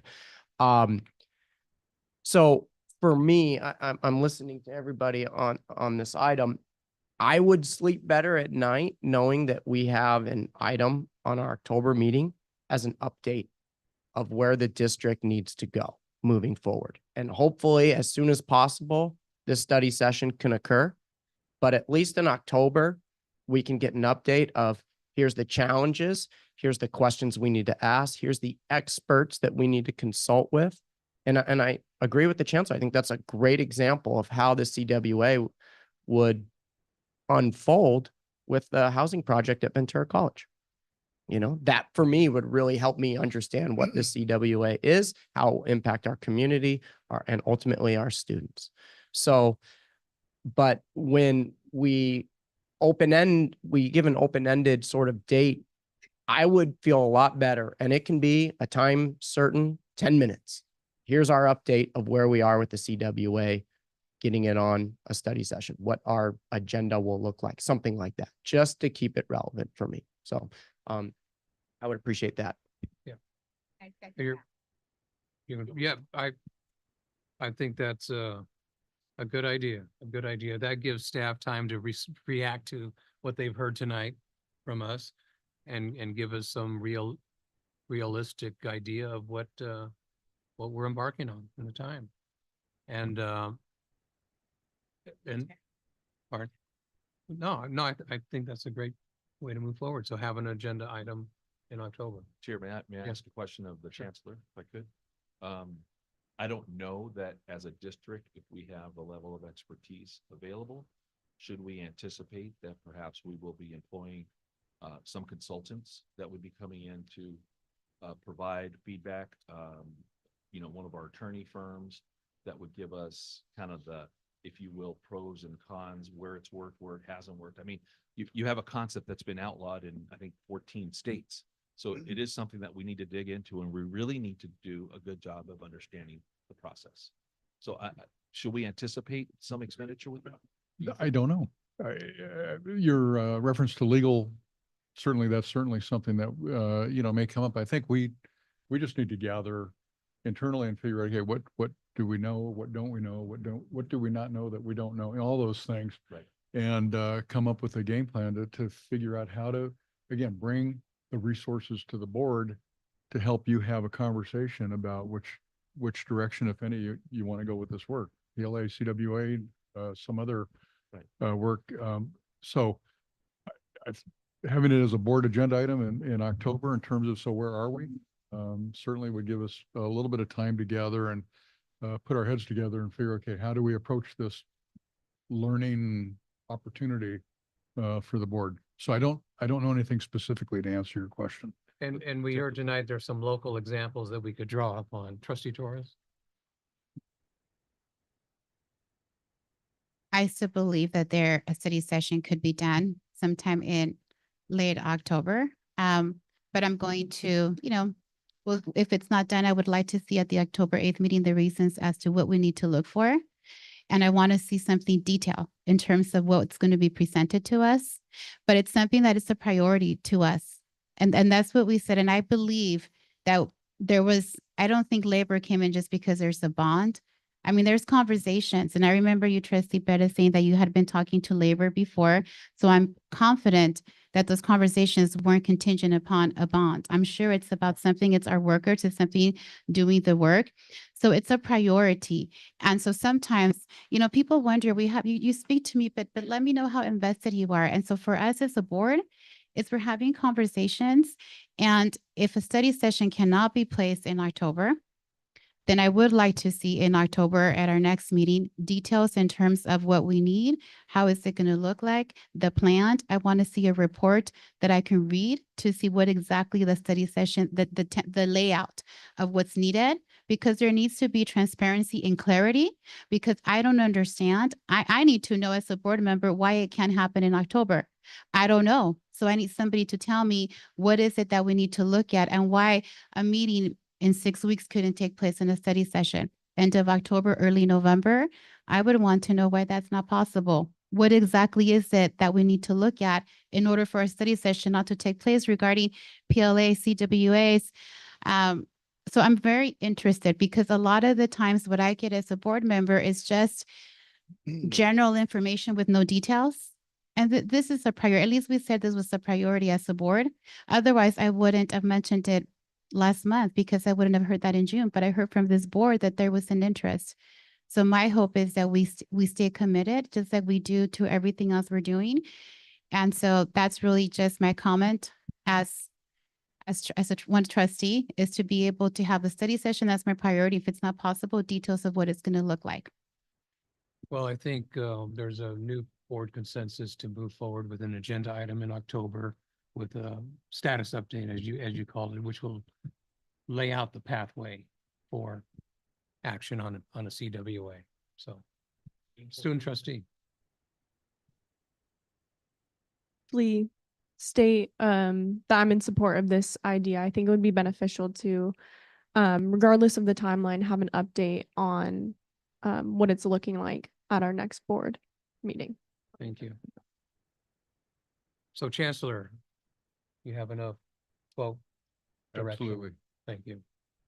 Okay, how's everybody? Need a break or anything? Okay. You guys want to think about it for a minute? Yeah. Yeah, I asked it.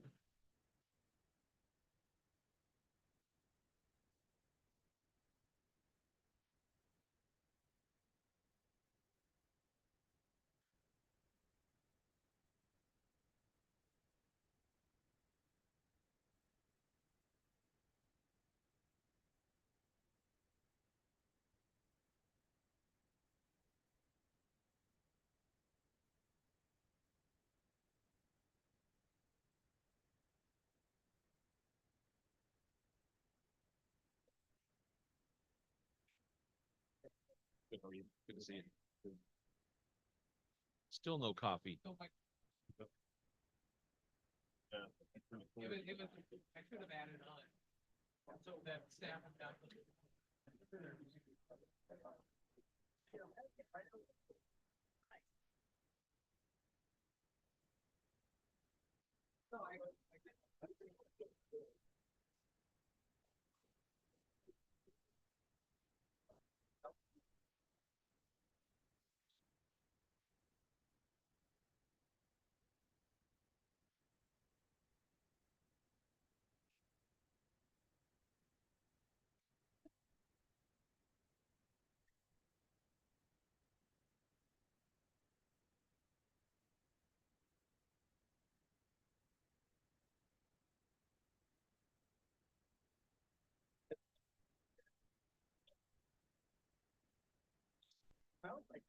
Yeah, because no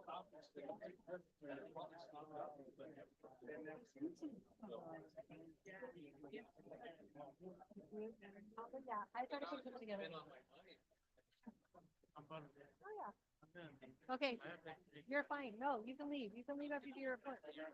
Oh, no, you're good. Yeah, it's okay. Good night.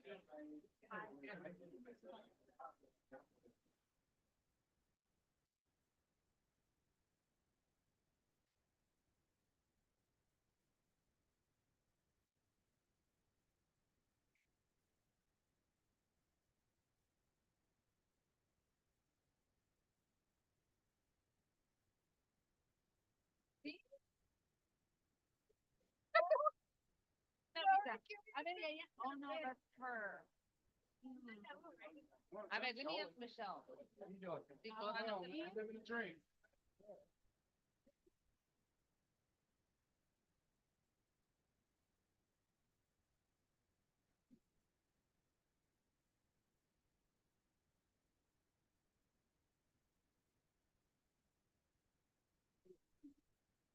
Well.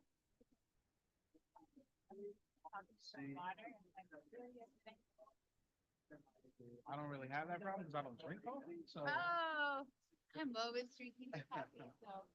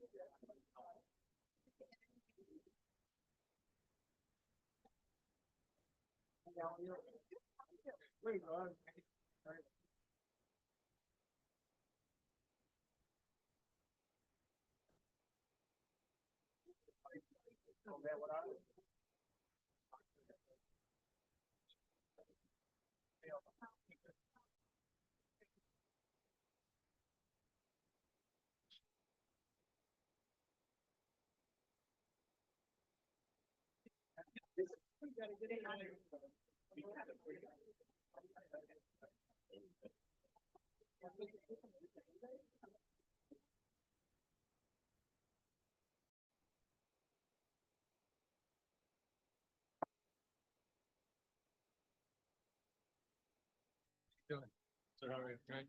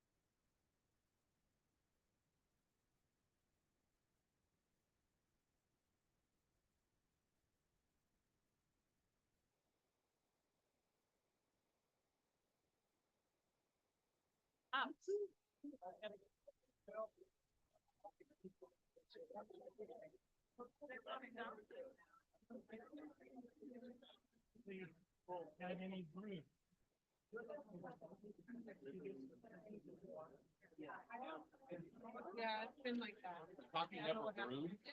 Nobody. Okay. You do it now. Or we could.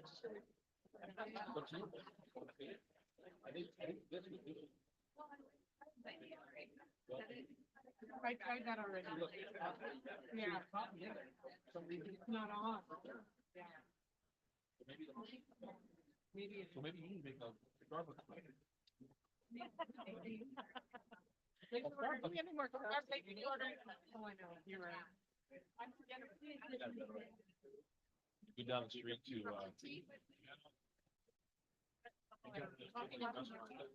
Irish coffee. Oh, Irish. Or anything like that. Irish coffee, I've got. Yeah.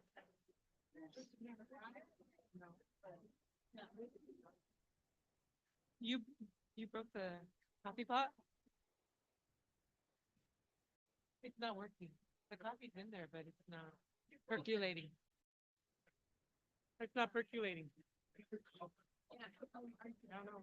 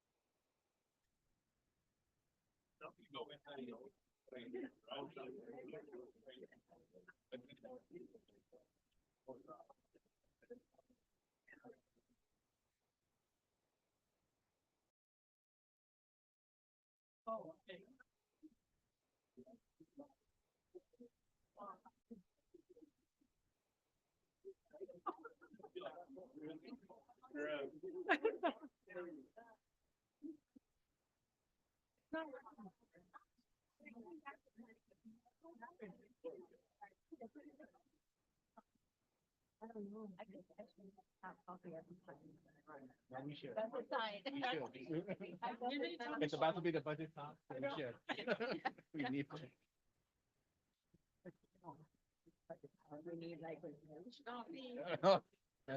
Where is it?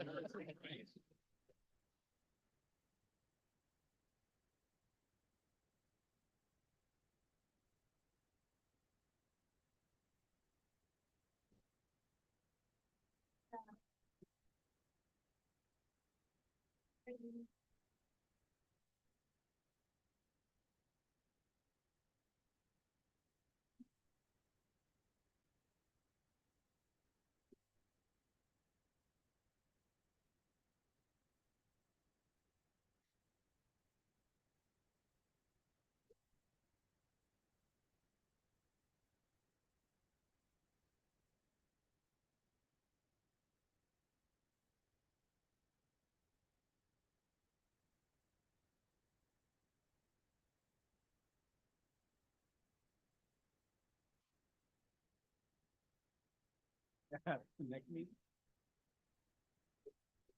Good.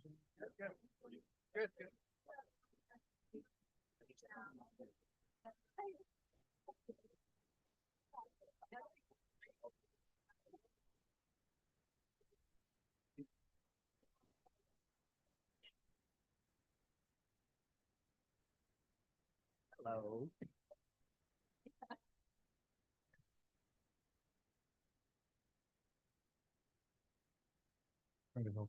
My apologies, I forgot to say how long a break we would take, but thank you for all coming back. And we are now at item 1601, which is action to approve the fiscal year 25 adoption budget for all funds of the district. Chancellor? Thank you, Chair Perez. I'm not going to do any introductory comments. You've all seen the, except for this, you've all received a copy of the adoption budget. It's consistent with the tentative budget that was proposed to the board in June. And if the only changes really are to the positive, I guess, would be the only other introductory comment I'll make. So I'm going to turn it over to Vice Chancellor Boricus to lead you through it. Thank you, Dr. McLennan. Good evening, Chair Perez and trustees. Tonight, we're going to go over the adoption budget. We'll have the presentation going here in just a second. I do want to highlight on what Dr. McLennan said. There are very few changes from adoption to tentative. Really, the two major changes is going to be a change in COLA at the state level and that we shifted FTES. So perfect. Thank you. Thank you, Leanne.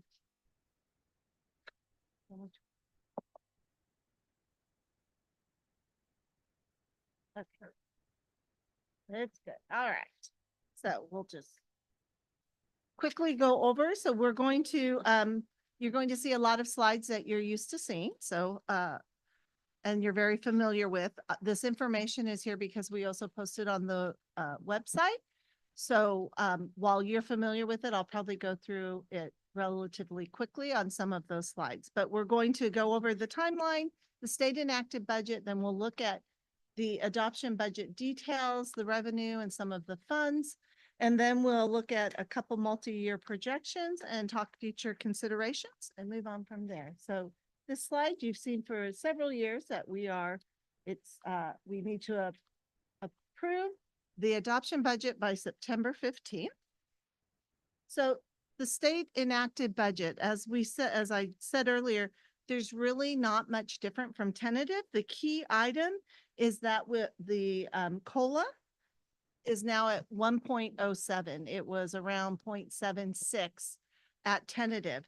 The state deficit projection is currently at 28 billion for fiscal year 25 that we are in.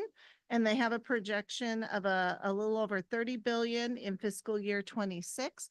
The state has addressed this through multiple shifts and borrowing and things like that. They do have as part of it a withdrawal of 12 billion from the budget stabilization account. Some of you are used to seeing it in the news called the rainy day account. This was the fund that was created in 2014 by Prop 2. And they are taking that 12 billion and spreading it out over fiscal year 25 and 26 to address those. And currently that'll remain a balance of about 10 billion of deficit for fiscal year 26. And at this time, we don't really know. That is the state budget. So at this time, we don't know how, if at all, that will impact the community college system or our district directly. Okay, this shows our entire budget of all of our funds for our expenditures and transfers. Our total budget is $577 million. And this budget is built on assumptions that reflect the guiding principles and priorities of the district that the board passes in March and is part of the budget book. So for the unrestricted budget, the assumptions that are built our budget, our current budget is that it is obviously based on the state enacted budget. We use the student-centered funding formula. Our revenue this year, we'll talk more, is under stability, which means that it's the amount we received in fiscal year 24 plus COLA. The COLA is 1.07%. And then the usual items that these were all listed at tentative, the usual payroll related items are in here. And our PERS rate actually went down just a little since tentative. And then this is just a slide used to show the board the cost in benefits for every dollar of payroll. Because of our retirement systems, it tends to be higher than people are used to seeing. So we have that information for you. So Ms. Bojorquez, if I Yes. could, you said that PERS went down from, It was 27.8% at tentative, and now it's 27.05. but it's still an increase from It last is. year. It is still an increase from the Okay, prior year. thank you. Yes. Okay, this is the next slide that we are used to seeing. This is our historical picture of our percentage in Fund 111 of salary and benefits compared to our total budget. We are, our budgeted percentage for fiscal year 25 is right around 82%. And historically, it's been in the 80s. The last 2 years, because of unusual circumstances in fiscal year 23, we had the emergency conditions allowance, had additional revenues and some interest income. And this past year, fiscal year 24, we had unusually high interest income. This is just a reminder for the board on our student-centered funding formula. There are several components that feed into that. And sometimes people will say, oh, property taxes are up, so the schools are going to get more money. Not for us. If one goes up, then the state apportionment amount goes down. So we get what is called our total computational revenue, and it's made up of all of these components. This is a reminder also that our total computational revenue, is actually calculated 3 different ways, and a district gets the highest of the 3 ways. And this is important because it provides consistency for a district to help absorb decreases and to soften that. So it will calculate it based on our actual FTES and the metrics, the success and supplemental metrics in the student-centered funding formula. So we could do it based on our calculated, what it equates to. The stability, which I mentioned, which is the prior year plus COLA. And for next year, we'll have a new hold harmless level. So previously during COVID, they were giving us an amount from fiscal year 19 with COLA plus COLA plus COLA. They've stopped that. Whatever our revenue is this year will be our hold harmless amount as we move forward. So at least it's our like a new funding floor. So this helps provide stability, these three different models. This graph, I think, is a really important graph to share with the board. This is our historical resident FTES that was generated. That is one of our biggest amounts that is calculated in the student-centered funding formula. And the black line is what we're funded at. The bars show the amount of FTES generated at each of the three colleges. And it's really important to see that starting in fiscal year 21, we were funded much higher than what our actual operational FTES was. And again, this was when we were coming out of COVID and we had the emergency conditions allowance to assist us. We also, for fiscal year 24, we shifted. So we are funded, this past year, we're being funded at 26,566 FTES, when you can see by the bar graph that our actual operational was much lower. This is important because as you're going to see later, when we look at multi-year projections, our revenue is not going to grow in proportion to any growth we have. We are in the process of working our way back to our pre-COVID numbers. So we've been had the benefit of these emergency events that happened to provide us money, but we are working our way back up to build ourselves back up to the FTES to continue to sustain this moving forward. And these pages will start going into the funds, and it's the information that the board is very used to seeing. This is our revenue. Our revenue for this year is $233.8 million. That is going through our allocation model. You can see that it's a change from our fiscal year 24 adoption budget. It's an increase of $5.2 million that has gone through the model. And this is the model. So that 233.8 million is what is distributed through the allocation model to the three colleges, the district administrative center, and then our district-wide and utility budgets. And then this is just a snapshot of the general fund in total. In the budget book, there's lots of details that we'll get into by different cost centers. And so we also have, here is a picture of all the cost centers, and you can find additional detail by cost center that'll get down to even the program codes if you're interested. The next fund is Fund 113, our infrastructure model. Again, this is set up to help us address our total cost of ownership, and it has various funds that flow through this that are unstable, and it lists some of them. And the biggest one for this is interest income. So our the high interest rates have really helped us and benefited our infrastructure fund. This slide shows our beginning balance across all the locations. So we have a beginning balance of 24.8 million in the infrastructure.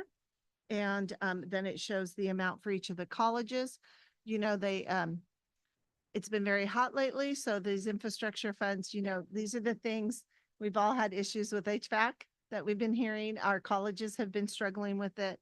So while they may use maintenance funds if they have it, this is definitely the type of funds that need to help address those infrastructure needs.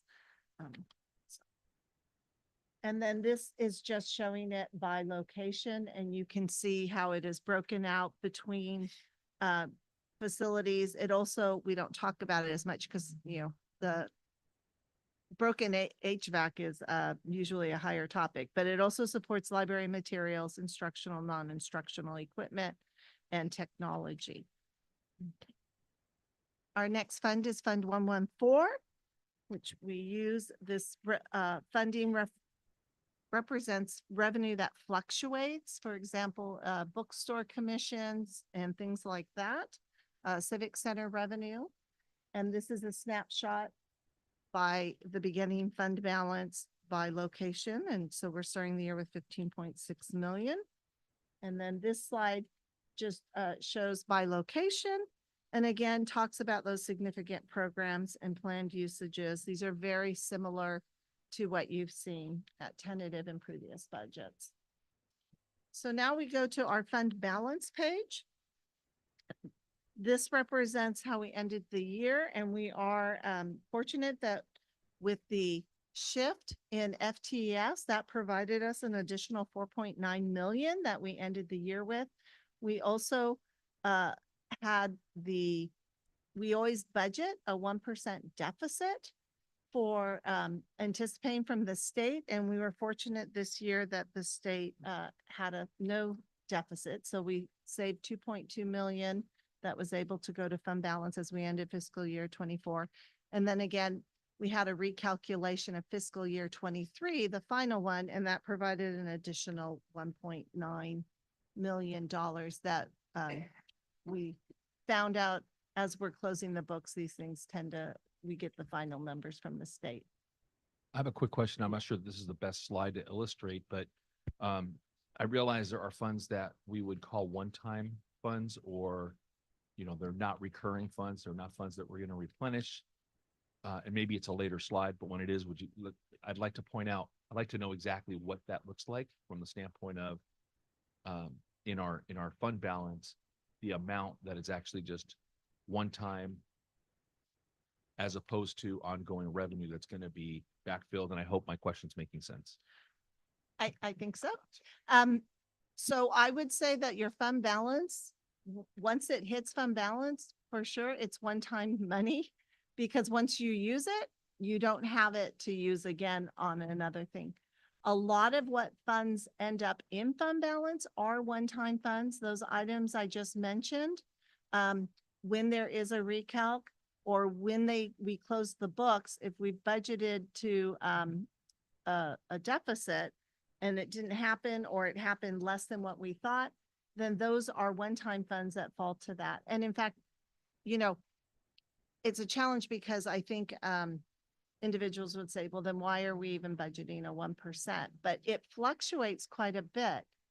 For example, in fiscal year 23, it bounced all over and went from like 0 to 10.8% over the several times that we get an apportionment report. After we report attendance, the state recalculates what everyone gets, and it happened to end up as 0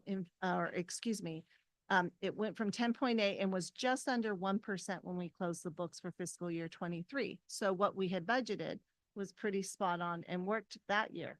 For fiscal year 24 that we just ended, they started from the beginning with a deficit percentage that was started at 2.3. The last one we had gotten was up over 8%, but yet we just closed the books and they just told us, oh no, it'll be 0.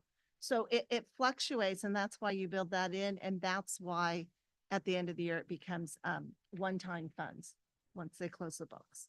Is that sufficient? Yes. Chancellor person, then but everything on this slide is considered one-time money now. Yes. Once it hits a fund balance, it's one time. Trustee Chancellor. We started the presentation with not much has changed since the tentative budget. When did we, I want to make sure I get this right. When did we pass the tentative budget? In June. In June. Okay. So I looked at that tentative budget, and in June, we projected that we would close the books with $75.9 million. We actually closed the books with $94 million. So in June, we told the community, our ending fund balance will be $75.9 million. And our projected budget, this was in June, for 2025, would be $68.7 million. Now we're saying it's $86.4 million. So for me, there's huge change, $20+ million. Now, if we look at the 311 reports that we're submitting to the state, which we approved in May, we said that our ending fund balance would be $64 million. Last year, in our adopted budget, just as we're doing tonight, and we're saying that next year we're going to, have this number, we said that our ending fund balance would be $66 million. I don't know how we missed this by $30 million in some reports and around $20 million from June of this year to September. Now, I understand it's carryover, we're adjusting the books. There's all sorts of reasons. There's interest income. But how are we not? Take interest income, for example. We received that money from the state, $66-ish million 2 years ago. That's a question. Sorry. The housing? Yes. Yes, 62 million. How? I'm not sure when we got it. Why doesn't that show up in our 311s in our tentative budget? That we know the money's there, and I know interest rates have varied, but somewhere along the line, we should be able to tell the community, here's our plan, because that's what was referred to at admin services was this budget's our plan. And as a board, we receive these numbers. We go, okay, we want to make sure that the plan matches with the numbers. And we're telling the community what we can do with our $86 million budget now, just in general fund. So, I'm having a really hard time with the discrepancy between these numbers at this point. And this has been an ongoing theme year after year. This isn't new, but this is uncharted territory for me, even to have the discrepancy from 311 reports and from one year to another of roughly $30 million difference. That's huge. And I'm not comfortable with that. I should rephrase that. I'm asking for a little bit more explanation on how we missed the mark so much, what our ending fund balance would be. And I do have some questions because I know we take general fund dollars, and I don't know how we differentiate between ongoing dollars from our general fund budget and place them into categorical or restricted funds. Capital facilities. I just don't know why we don't use those designated or capital facilities restricted funds first before putting general fund dollars into those. And I'm not saying we shouldn't do it. If there's a need and we have to do it, great. But I don't know why those one-time funds are exhausted before we take ongoing dollars, because I don't think we can just make a blanket statement that all the dollars in our ending fund balance, 94 million, are one-time dollars. I just find that hard to believe, in a sense that the state has given us general fund dollars and said, do what you got to do. Make sure students get the education they need to get, but it's only one time. Some of these dollars have to gone through the allocation model and have been in carryover or saved, whatever it may be. Some of them have to be ongoing dollars. I just can't, and that is a question. I guess my question is that $94 million, are we saying for certain the state has designated those as one time? Or are some of those $94 million that we're closing the books, are they ongoing dollars? Okay. There's a lot of questions. It is. So I'm going to start with the fund balance. Once it's there, think of it as a savings account. Once you put the money there, it is one time. If you use that money out of your savings account, unless you add more money to it, it's gone. You use it for whatever need you need it for. So in that sense, now, when you're putting money into your savings account, you are doing it maybe out of your account every month. You get your paycheck, and if you have a little money left over at that month, then you're putting it into your savings.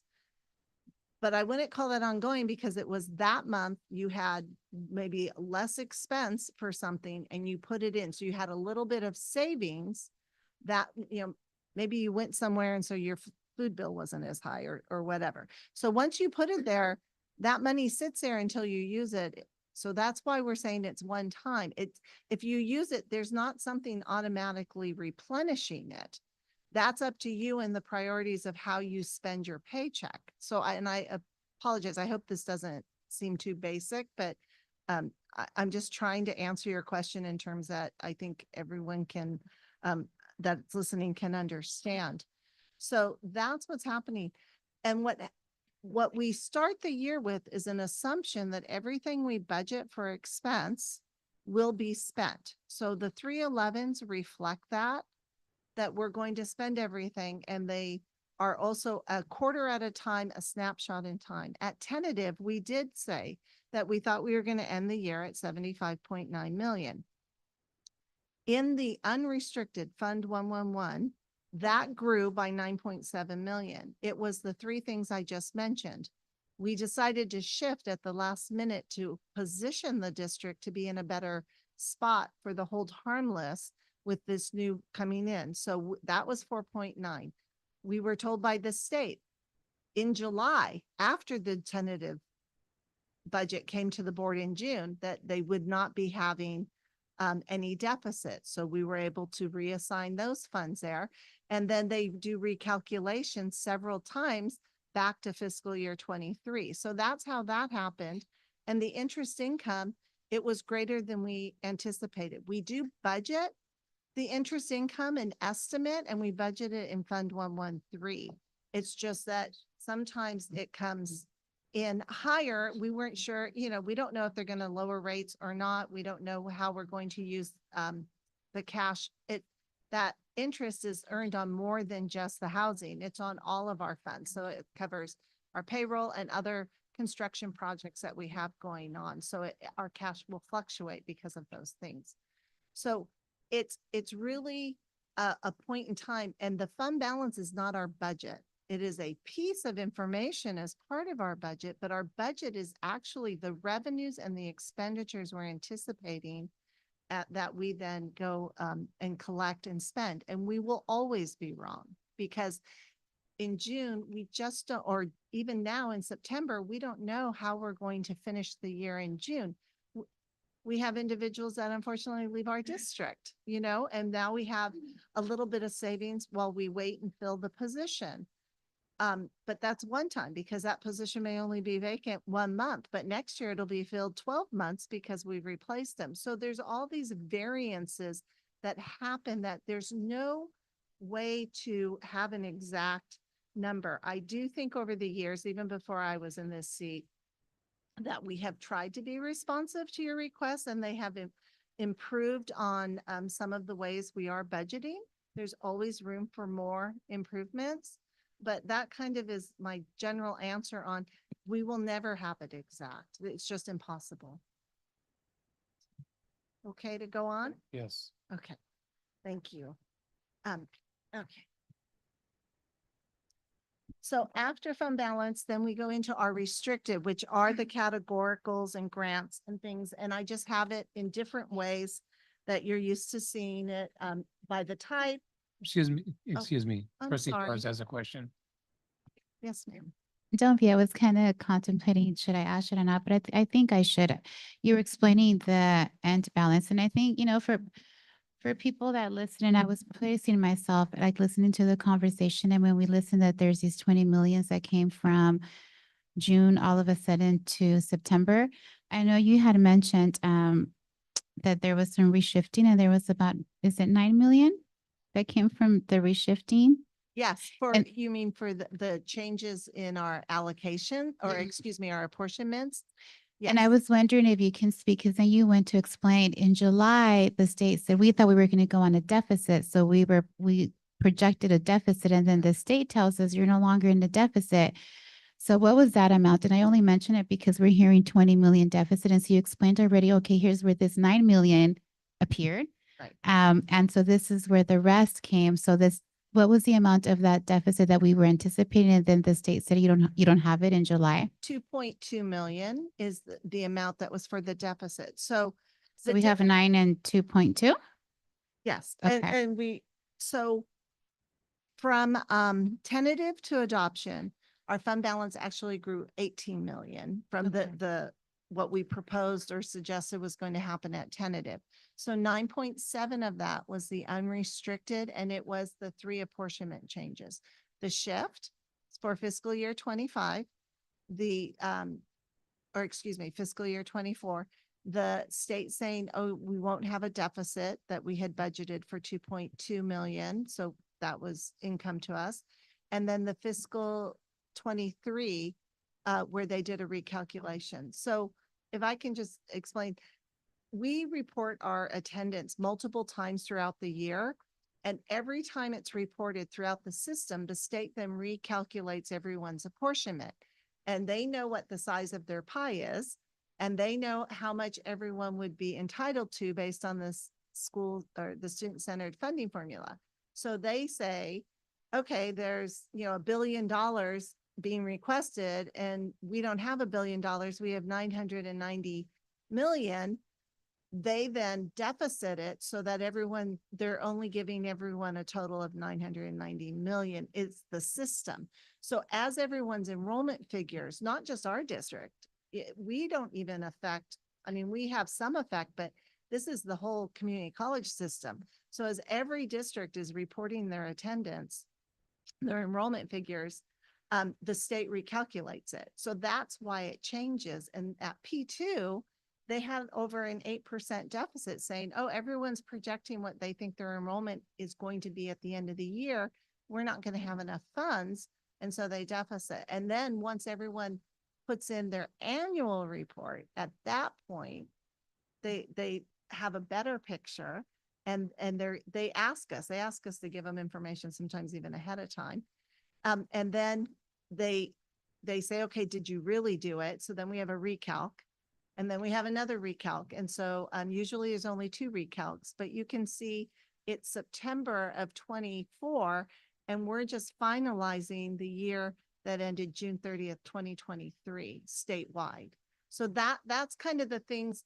Those are often the biggest reasons why we have an increase. And then the other reason is we may be anticipating that we're going to spend all of our budget as we've budgeted it. And then again, things happen where, we don't buy something, or we have a vacancy for a month or 2. And so those funds get reshifted. Sometimes they get reused during the year. If they know it early enough, they can take those, and maybe they're going to buy more laptops for students, for their lending program. And they'll use that savings from a month or 2 of salary on something that's one time. And they do it that way. The other part, so that's Fund 111. Then our infrastructure model, the interest income and some funds that we don't know we're going to get, they vary at the state level. That came in 7.7 million higher.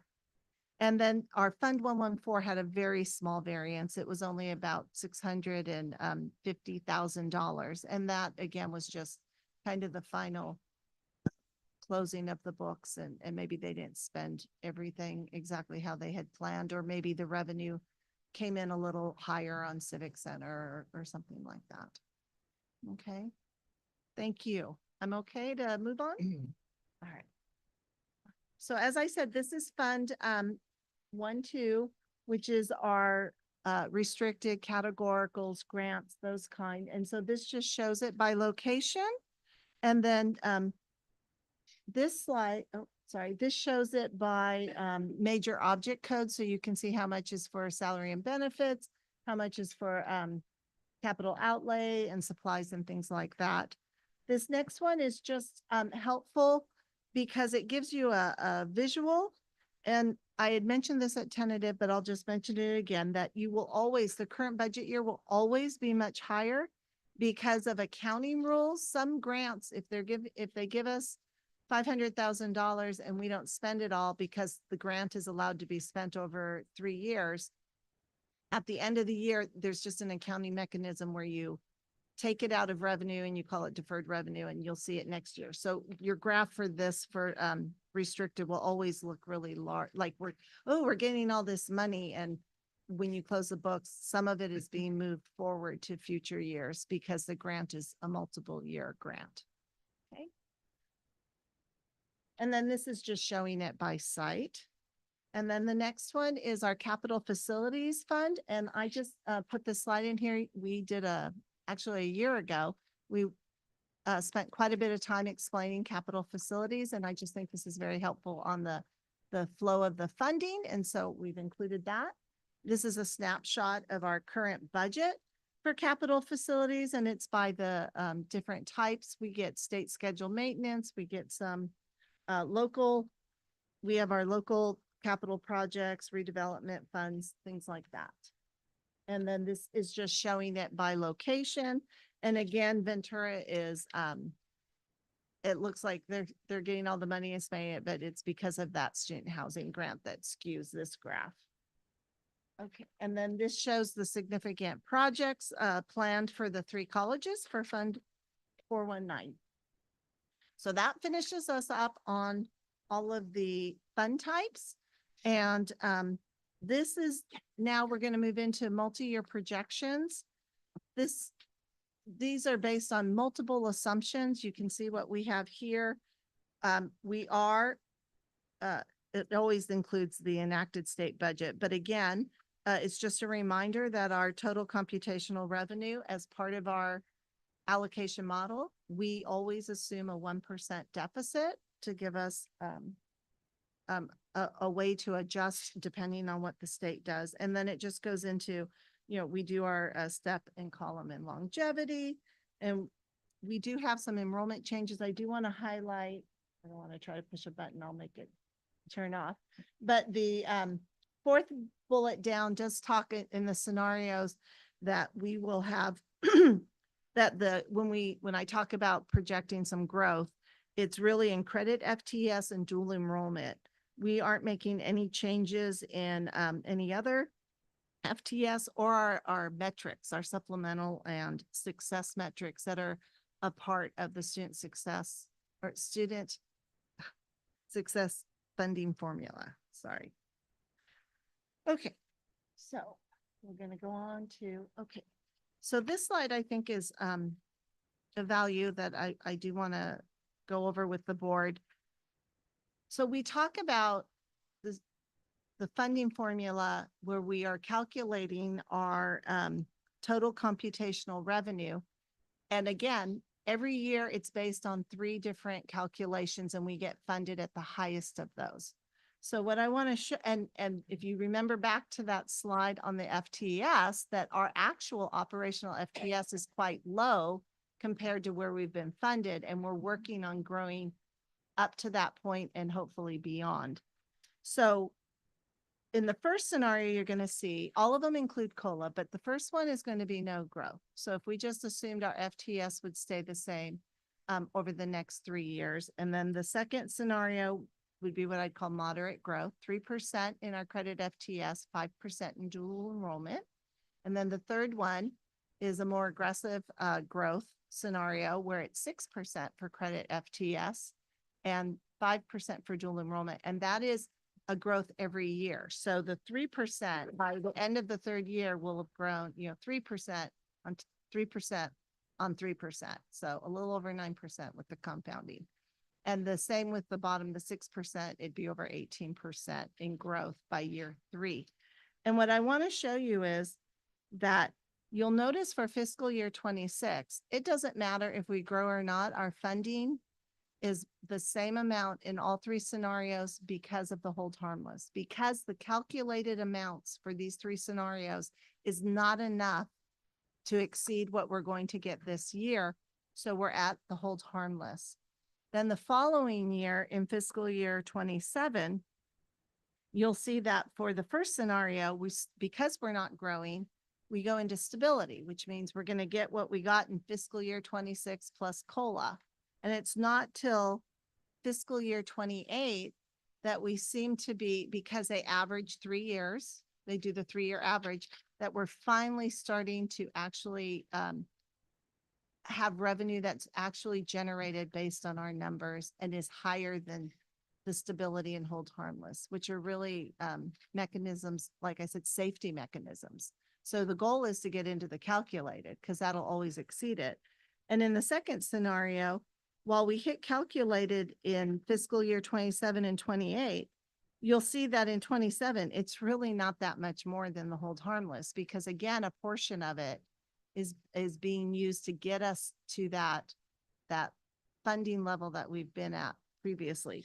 And so it's, and even in the last one where the 6% scenario 3, it's better, but it's still the 6% is not that much higher than the 27th. And the reason I bring this up to you, and here's the graph, if that helps you more visually to see it, is because again, we're building our way up. So what that means is our revenue will not grow proportionate to our expenditures, or excuse me, grow proportionate to our increase in FTES. And so the sooner we can grow and get to that point, the better off the district will be. And once we get to that point, then we're going to start paying attention to how much the state is funding for growth, because right now it's just a bullet point in our slides. Okay. Trustee Chance. Please. So, in part of the president's reports, we heard, correct me if I'm wrong, Oxnard College, 9-ish%, and Moore Park, I think 3% in enrollment. So obviously there's some expenditure costs that we have to embrace or take on, hiring more people, for example, with that enrollment. Is what you're saying we're not going to receive any additional funding for that increase in enrollment? Well, we're funded on the FTS portion, and I only caution you that because we have a lot of part-time students. So while enrollment goes up, often our FTS doesn't go up by the same percentage. We are going to get whatever increase the formula gives us from the state. So I am saying that we're not going to grow much for fiscal year 26.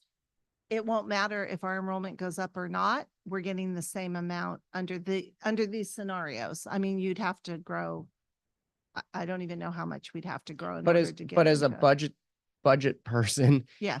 Are there any concerns you have that if we do grow FTES 5%, let's say, there has to be a cost, I would assume, with hiring people Yes. okay. Yes. Are we going to take a hit there if our funding isn't increased? Or are you saying that the hold harmless actually is a great enough increase to take on that? So thank you. That's a perfect segue into not this slide, but this slide. Okay, so this is now taking, so that we've talked revenue. Now let's talk a little bit about expenditures. So what I'm saying is that those are valid things that we have to do. And so our assumptions for these multi-year projections, it includes the increases that happen with salary and benefits, the longevities, the increases in PERS, health benefits. It also is taking into account increase of cost of goods sold, there and IT contracts, computer services contracts, software contracts, so those things have all been built into this under the assumption. So you'll see this is no growth. So you'll see that in, let me first just address, or I'll address later, the 4.7, but let's look at fiscal year 26. With that hold harmless revenue, we are, and the other revenues that come through, we're saying right now in fiscal year 26, we would generate 235.3 million. But we're saying with the natural increases in just the costs, the operating costs that we know of, that we've made some assumptions on, that our expenditures will be 237 million. And so there's actually, the expenditures exceed the anticipated revenues by 1.7 million. Now, that 1.7 million, the way our budgeting works and our allocation model works, that 1.7 million would be absorbed by the colleges and the district office, and they would make budget adjustments as they were building their budget to make that actually come out to zero. But I am saying in this scenario, the expenditures naturally grow and the revenue is not growing as fast because it's flat enrollment. And so the expenditures do exceed. Now this is the flat growth. Let me explain the 4.7 million, and then we'll go on to one that has growth, and maybe you'll be able to see it a little more. The 4.7 million is actually our anticipated excess expenditures over revenues because of carryover. We know we're getting 4.2 million of carryover. We know we budgeted 500,000 that had been held in reserves for the Oxnard College initiative. So that's planned, and that is unique to that year. So you'll see if you look at the total expenditures in 25, they're 238.6 million, and then they go down.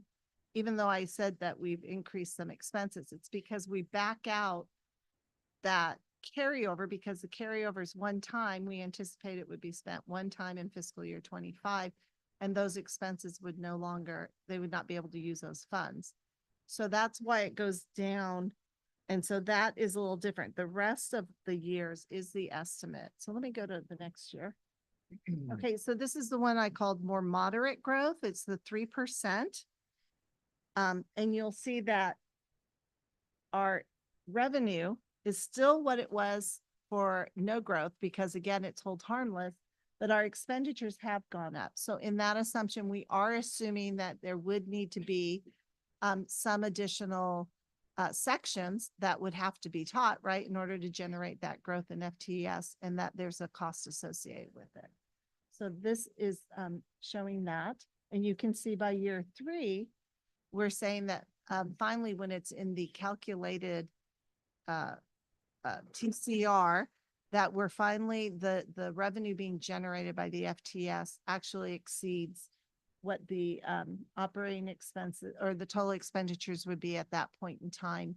And again, based on our allocation model, those funds would not necessarily fall to fund balance. They would be allocated through the allocation model, and everyone would have the benefit of those increased revenues that the colleges and the district office could budget. Okay.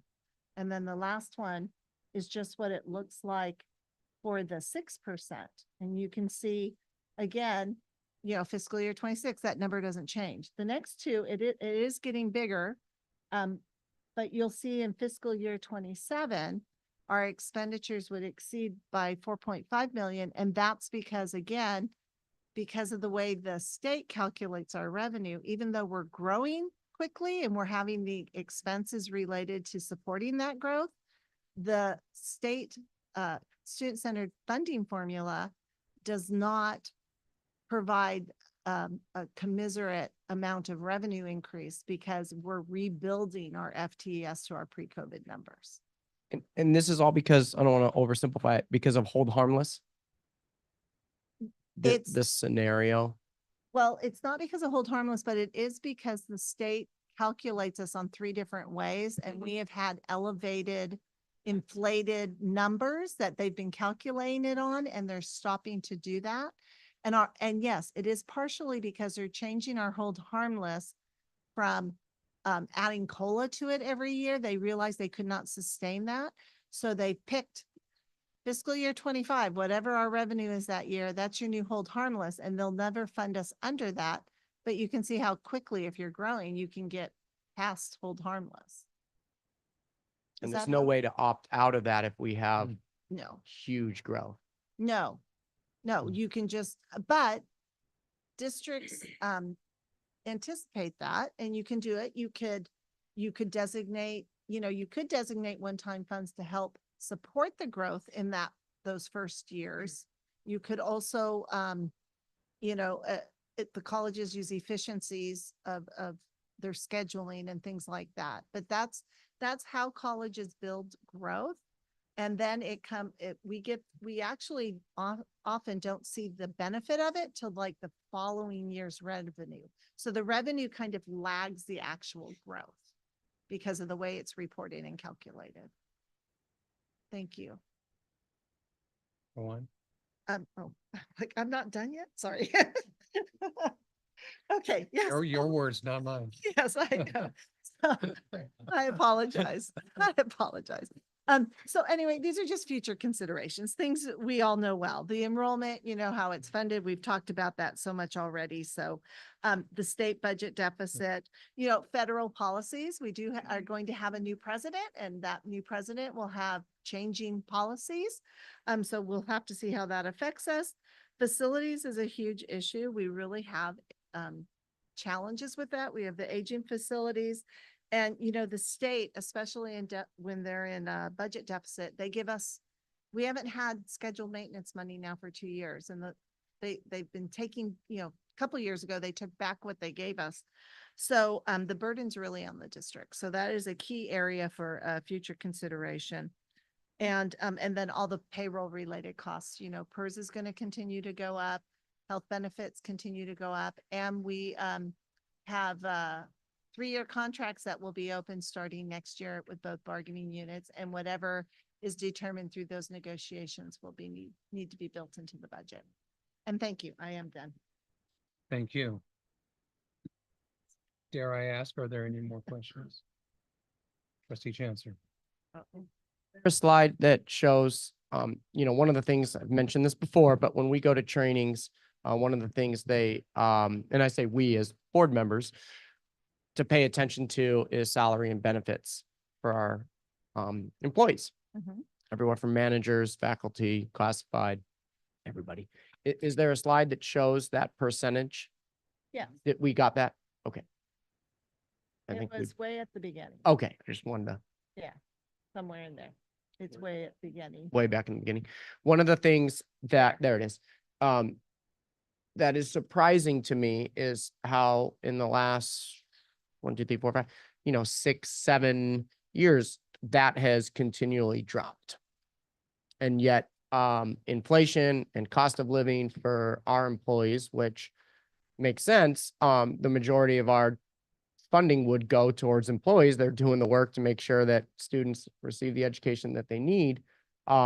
That's worrisome to me, because when we go to these conferences, the number that is recommended, not mandated, is usually above 85%. And we're consistently below that. So on the other hand, our ending fund balance is radically high. So for me, there's a correlation between those two, but maybe not. But it certainly is concerning to me that our priorities aren't with a number that reflects, you know, and this isn't our guiding principles and in our strategic plan, you know. Chancellor wanted to say something first. Maybe it's a question. I'll just take a stab at it. First of all, the balance, whatever that percentage is, it's an important percentage. Keeping our overall labor cost and workforce cost is something that we obviously need to pay attention to. One of the points questions you brought up a few minutes ago had to do with, if we're increasing enrollment, do we need to increase capacity? Well, that's as a future-oriented thing, that's certainly something we want to pay attention to. But looking backwards, what really happened was the hold harmless, the COVID relief money, and a lot of other resources that came in to support us at a really epic time in our history allowed us not to have to cut our workforce. So we maintained the capacity that we had at a higher enrollment to serve a lower enrollment. Now, I'm not saying that doesn't mean people aren't working hard. They were already stressed, and we have a lot of, you know, a lot of that. But from just a general formulaic perspective, we were still receiving the level of funding for reduced workload. We're now trying to bring that workload back up, and there may well be implications or differences in the kind of staffing we need to serve a growing future student body than it was, you know, prior. On this particular one here, you're seeing the impact of, I believe, of the COVID relief money that came in and inflated our overall resources and revenue, so that the relative percentage or proportion of staff cost would appear to be lower overall. It didn't mean that we reduced our workforce or that we did anything dramatically to cause that to happen. It was the support and the resources that came in that I believe it.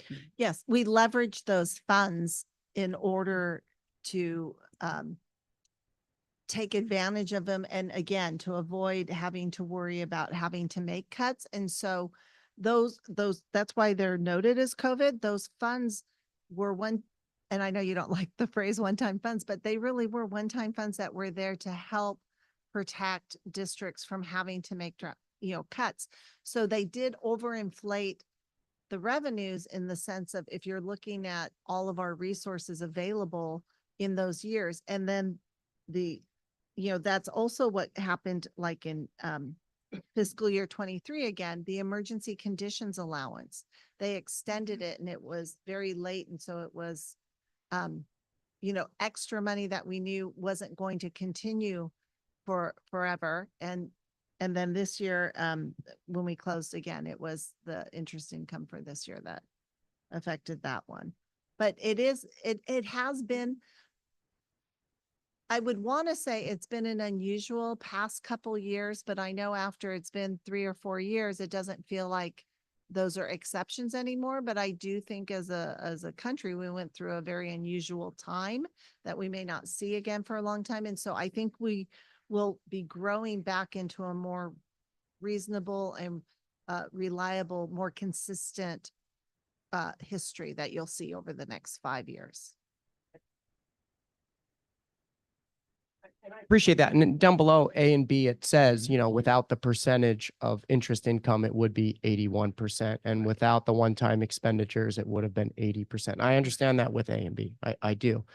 My biggest concern, the past is the past. We can't change that, but it's forward looking. And when we look at the budgeted number, that's where my concern lies, is that we are saying we're a district that is going to budget 82.39 for salary and benefits. And I can tell you, if I were working in a different community college district or for a different community college that had a higher number, I would be concerned. And if I were working for this district, let me rephrase that. If I were working for this district and I looked at this number and I'm going, well, why are other districts prioritize a higher number? And that responsibility falls on the board. And I don't have the answer to that because I, for one, think we're not doing enough.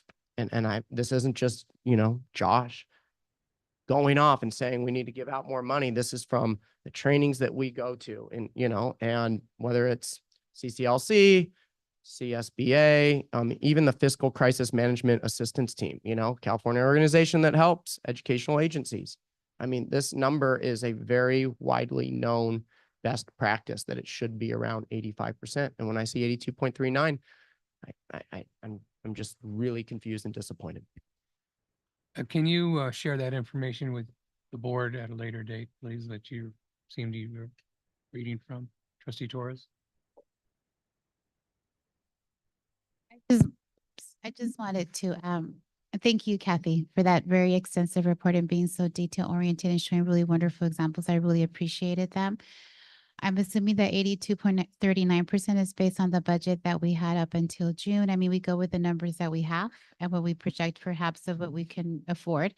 I know with this money that came to us, I'm wondering, it's a question mostly to the board, as I think every single one of our employees, I think we're underpaid in every single classification at times, what I hear for each one of our, and underpaid I said in comparison. And so we do the best that we can. And I know we look and there's studies that are being made, and it goes for faculty, classified management, all across. I'm wondering if there's ever an opportunity to take a look at our budget and how things look like. My interest is on students, on how can we support students. And when I say about salary, would be just to maintain our faculty so they don't go somewhere else, our management so they stay here with us and they don't go to another college, or classified so they stay here with us. So I look at it from a perspective of, as we look at our income and as we're looking at our budgets, it's great to have those surprises of ending fund balance. I know there's a lot of competing. I know there's infrastructure needs. There's so many different components to it, to the budget, with so many different priorities. I'm just curious and wondering, as we continue to build the next budget for next year, if we know any information. And I don't go to as many of the conferences, so I'm not kept up to date with what's occurring, but an area where we're able to thank everybody who was part of our district in an increase in their salary benefits. That's an area of interest to me. And I say that because all of that transfers to student services. Students come to our college and they need to have counselors. They need to have classified who greets them when they come over and they have questions with admissions, faculty, management to be there to see the operations, building schedules. it's a whole team effort. So it's a area of interest for me. But I know there's so many competing factors and so many uncertainties with the budgets. And I follow it a little bit. Sometimes we don't know exactly what's going to happen until very last minute. So I appreciate all of the hard work. And I think just as a board, we just can continue having conversations. I loved when we had some study sessions on the budget, and I want to encourage us to continue as we're building the budget. Maybe some of the board members that get a chance to go to conferences and get to go to the state level, they have some information of what's coming, and we continue to be part of that process. I think that's always helpful. So thank you, Kathy. I appreciate it. And I look forward to this extra, not extra money, but money anticipated, to looking for us in ways that we can use it towards programs and supporting our students. And then, but that's for another conversation. Just wanted to say thank you. Chair Perez. Yes, it is. Thank you. Trustee Lipton. Yeah, with all due respect, I want to caution the board that we're not, as a board, individually or as a group, negotiating outside of what the intended process is. So I think we need to be careful with our language from time to time, though I think it's well intentioned, and I do appreciate that. Ms. Bojorquez, when I saw that report right there, it struck me because that starts in 13-14. Well, our last budget crisis, and some of us lived through it barely, was in 2008, 2009, and kind of carried it over into 12. I'd love to see those numbers if they're available to us. If not, and it takes more effort than 5 minutes to drum them up, it would just be a curiosity more than anything else, because I assume that there was a fluctuation at that point. And as one, maybe the only one up here that believes that our state is in a budget crisis, and eventually it could impact us, especially in education. I'd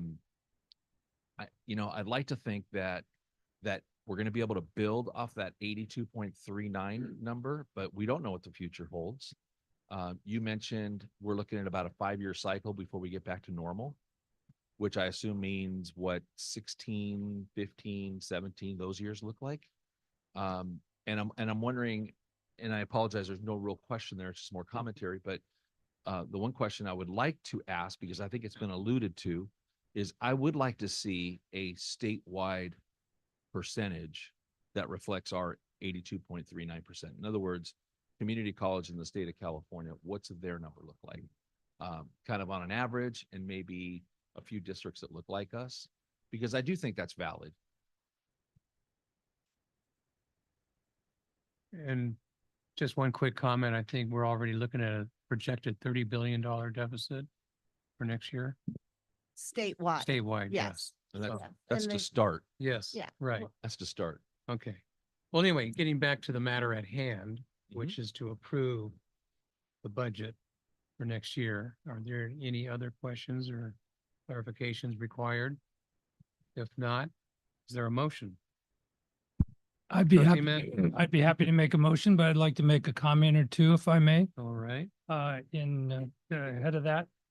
One of the things that I recall from last year is we have some board policies with regard to reserves. Yeah. In particular, having 2 months worth of operating expense in the bank, if you will. We weren't at that target. What I'm looking at on the fund balances sheet, page 22 of your slides, is we now have met that target. We're meeting our obligation with the major fund initiative with Oxnard College. We're meeting our obligations for carryover. We're meeting our obligation with contingency reserve. And we have $7.7 million. It's a wonderful circumstance.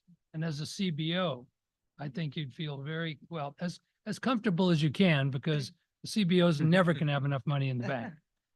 But we were currently in a healthy spot. We don't know what the future is going to bring, but I do think that we're in a position to begin having discussions about what we may be able to do in the current day for current students by way of initiatives or something else. I leave that to staff and the chancellor to develop plans for something like that, because it is a really fortuitous circumstance. And thank you. And with that, I will make a motion to approve the budget Thank for you. 24-25. Is there a second to that motion? I will second both Mr. Mantu's comments and his motion. All right. Thank you. Okay, Chair. trustee Chancellor. Before I vote, I'd like to read something, and I'm gonna change it up a little bit after trustee Mantu's comments. You know, I'm really uncomfortable with the $94 million. And I think it's a great problem to have, but it's a massive problem that I don't think works for the students of today. And as trustee Mantu said, it's time to start building initiatives or plans for those students with this money. I agree with that, but I would approve this budget if we had a plan. And I think we should have had a plan. The $66 million that has been building interest, we've known that for 2 years. Some of these components, even in a downward budget or deficit, we should still have plans where we can use one-time funds ready to go. So if we ever finish and close the books and we're surprised, pleasantly surprised, wow, we got an extra $10 million, boom, let's put it in our next budget, our next plan, and tell the community of our current students how we're going to use it. And we're not doing that. And now we're starting to say, well, yeah, let's build a plan. But that's like talking about talking. I would have really felt comfortable if we had a plan ready to go that we could implement immediately. So that's number one reason why I'm not going to be supporting this budget. The second reason, you know, I mentioned it earlier, but I'm just going to say it for the record. In May 2024, our district reported to this board and the state that our projected ending fund balance would be $64.8 million. Additionally, in our adopted budget last year, we estimated a $66.7 million. We now have been informed that our ending fund balance is $94 million. The significant discrepancy is concerning. It highlights a serious lapse in transparency and raises concerns about our financial planning processes. More importantly, it underscores that we are not adequately utilizing our public funds to support the students and employees of the Ventura County Community College District, which is our primary responsibility. A budget is not just a financial document, it is a plan for how we intend to allocate our resources to meet the needs of our community. However, it is clear we currently lack a concrete and actionable plan for how to effectively use the funds we have been allocated. Given these concerns, I cannot in good conscience approve this budget. It does not adequately support the students and employees whom we are entrusted to serve. I strongly urge that we revisit our budgeting practices and develop a transparent strategic plan that ensures our financial resources are being used to their fullest potential for the benefit of our community. Chair Perez. Trustee Lipton. If I may. Maybe first a hypothetical that you can consider and think about and answer after. What would happen if we didn't pass the budget today? That's a hypothetical. As far as a plan is concerned, I would ask all the board members to look at page 21 as one example of a district plan. This is an example of a district plan.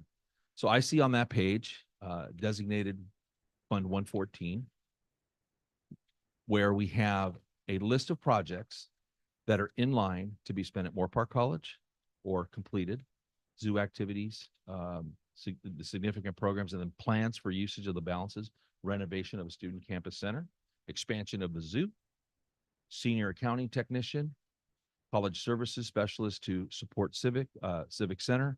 I think I saw on another page on this in this program, in this presentation, where the estimated need surpass the amount of money that's in these funds.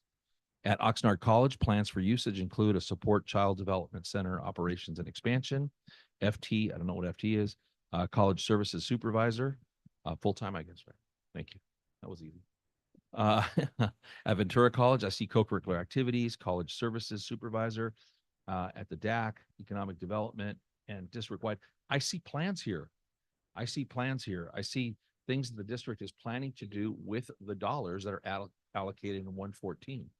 And so I don't understand not passing a budget and supporting our district in one of the most important tasks they complete, which has taken, several months to complete. And I think the presentation today was not only thorough, but it was comprehensible and very much appreciated from that standpoint. I don't understand not passing the budget because you don't see a plan that I'm seeing all sorts of planning here. I'm seeing all sorts of places where we plan to spend these funds. And so I just, you know, when we talk about the accreditation, we talk about our board development. Again, it's my opinion, Mr. Chancellor, that not passing the budget indicates that we believe that the process is flawed. And I just don't see that. We've had information along the line, and I think it impugns our district staff when we send a message that as individual board members or as a board that we're not passing the budget, especially when plainly the information that's required is there. They've complied, they've met the requirements, they've done their due diligence. I just don't understand. I just don't understand your point of view. And so I don't know if you'd like to speak to it further, but it just, I think plans are here. I just, you know, and this is the same discussion we had previously in June, was that we didn't see a plan, but we had master plans at each of these colleges that were going to make up the projects on those campuses. So the accusation of lack of planning, I don't think is founded. I just don't think that maybe it's being seen. Okay. That's just my opinion. Thank you both. We have a motion on the floor. And with that, student trustee, how do you vote? Thank you. Board, all in favor? Aye. Opposed? No. 1602, action to approve the establishment of the 2024-25 CAN appropriations limit. Chancellor or Ms. Mayorkas? Unless there's a presentation, I'm prepared to make a motion. I'll take that. Approve. Okay, we have a motion and a second. I took that as a motion from trustee Lichtel and a second from trustee Matu. Student trustee? Board, all in favor? Aye. Aye. Okay. Action, 1603, action to approve 2023-24 fiscal year end budget transfers. Trustee Torres moves, trustee Lichtel seconds. Student trustee? Thank you. Board, all in favor? Aye. Aye. Opposed? All right. 1701, action to approve the Equal Employment Opportunity Annual Certification Form. We have a motion and a second. Trustee Torres made the motion and trustee Mantu seconded. Student trustee? Thank you. Board, all in favor? Aye. Aye. None opposed. Takes us to, there nothing under 18. Chancellor's report.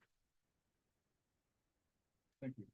I'll keep it very brief. I want to commend all the staff, our students, and everybody who submitted a report for the meeting. Again, it just gives such a rich 1 month profile of all the great things that are happening across our district. And I read through them and I go, I didn't know that. I was there for that. And I can see the impact that we're making on our community and our students. I just want to commend those reports. I want to also extend my appreciation to our AFT negotiation folks on the compressed calendar in coming together with the district to put out a joint statement honoring the work that's been done and committing to the work that needs to be done going forward. And knowing we've still got work to do. So thank you for that.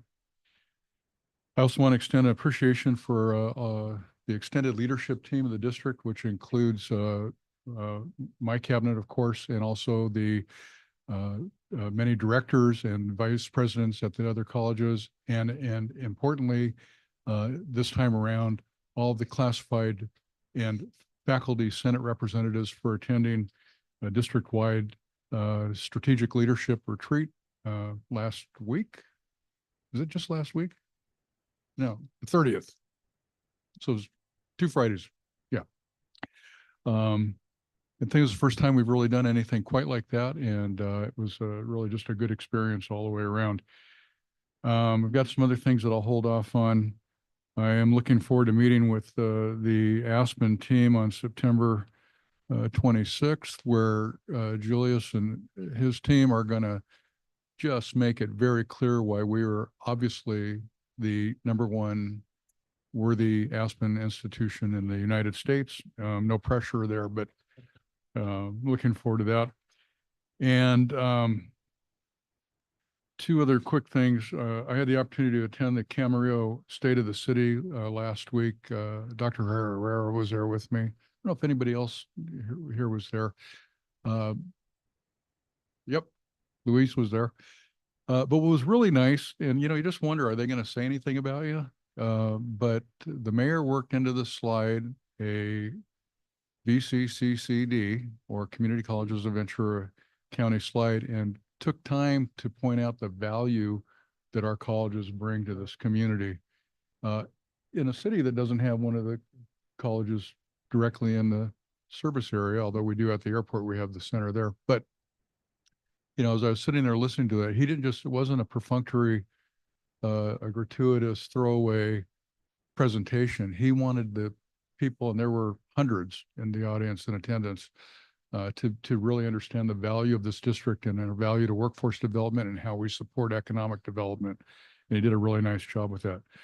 And then lastly, I just want to say thank you, Trustee Lichtel, for your comments and observations on the budget presentation and the fund balance in particular, and the plan. That issue came up at recent committee meeting. And I just want to point out that you did it very eloquently, so I won't repeat it, that there is a plan. Part of the plan is having reserves for 2 months of expenses. It's populating $3 million in our contingency reserve. The only unplanned funds in this fund balance right now is the $7,782,312 that exists there. And until a month ago, we really didn't know that would be this. We thought we'd be having to come up with a plan to fund our fund balance and to fund our contingency. Believe me, we have thoughts and ideas about the resources, and I mentioned some of those in the committee meeting. I won't do so here in the public meeting, but that's exactly, it's a wonderful position to be in. I want to commend every single person who worked on this budget, certainly under Vice Chancellor Bojorquez's leadership, and at the colleges with all the folks that are involved in that. And it's an honest document. It's an honest process. And I would just reiterate that I would, again, urge the board as a whole to not detract from both the honesty, the transparency, and the quality of the work that's being done to build a budget. I've been watching this for 2.5 years now, and it's some of the best work I've seen anywhere. So again, my congratulations and commendations for the good work done. Thank you, Chancellor. Item 2001, Student Trustee Report. Thank you, Chair, Chancellor, trustees, and faculty here today. I want to begin my report by acknowledging that September is Suicide Prevention Month. It is crucial that we use this time to enhance awareness, encourage dialogue, and advocate for mental health support, not just for the month of September, but also past the month of September and as a priority throughout the year. Additionally, in the past month, I had the pleasure of meeting with Dr. Strada Gonzalez, the director of the bachelor's degree program. Our conversation was insightful, and I gained a deeper understanding of our program's offerings, including its unique benefits and opportunities for students. We also discussed potential ways to strengthen the connection between the bachelor's degree program and student governments at each college, with the goal of enhancing communication and collaboration to better support student needs. Additionally, last week, I had the honor of hosting the first Student Trustee Advisory Council meeting of the year. During this meeting, we reviewed and discussed key items on today's agenda, shared updates on current events and initiatives happening at each college, and brainstormed potential projects and goals we want to prioritize as we move forward this year. Our discussion centered around identifying areas where we can collaborate to better address student concerns and ensure that student voices are heard at every level of decision-making. The final item I want to include in my report today is that the Delta Alpha Pi International Honor Society will be holding its induction ceremony on October 24th from 10 a.m. to 11:30 a.m. While the location is yet to be determined, this is an event worth noting. Delta Alpha Pi is both a club and international honor society that honors and celebrates the achievements of students with disabilities. While the club is open to all, students seeking induction into the honor society must have a verified disability. Delta Alpha Pi is a remarkable organization dedicated to fostering a supportive and inclusive environment where students with disabilities feel empowered and valued. The society also plays a critical role in disability advocacy, working to challenge and reduce stigma surrounding disabilities. As a proud member of the Honor Society and serving as this year's vice president, I invite anyone interested in attending the induction ceremony as a guest to contact me at studenttrustee@vcccd.edu for more details. And that will conclude my report. Thank you. Thank you. Trustee reports, Trustee Chancellor.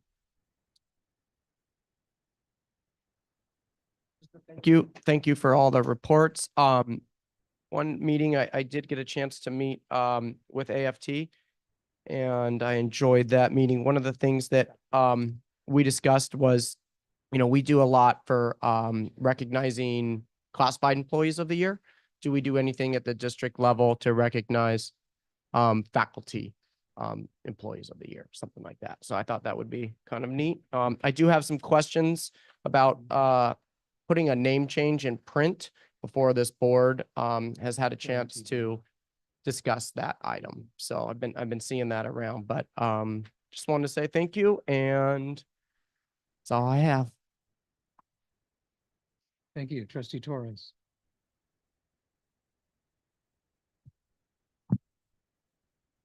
I just wanted to say thank you to everybody for all of your hard work. So please share that with all of your constituents back at the colleges.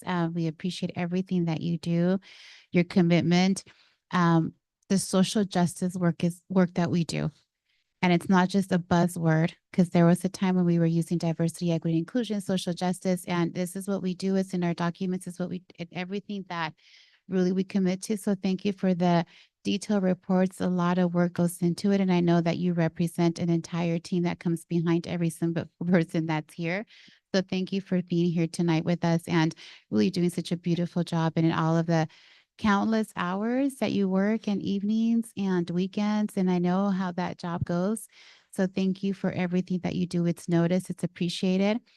I also wanted to share with the board, Trustee Chancellor did mention the community colleges of, I don't know the name, but I am curious because I still say Ventura County Community College District. And so I go out to the community still using our name because we haven't gone through a process to decide, are we going to really change it as a board? So I am not using it. So I do want to just share the same sentiment about moving forward. And I think the strategic planning that we're doing is going to maybe dictate what direction we want to go in as a board. We'll have a discussion about it as well. I'm looking forward to seeing all of you. Because says it's September, the 16th of September. So we'll spend it together as a board on Monday evening. So with that, that is the end of my report. Thank you, Trustee Mantu.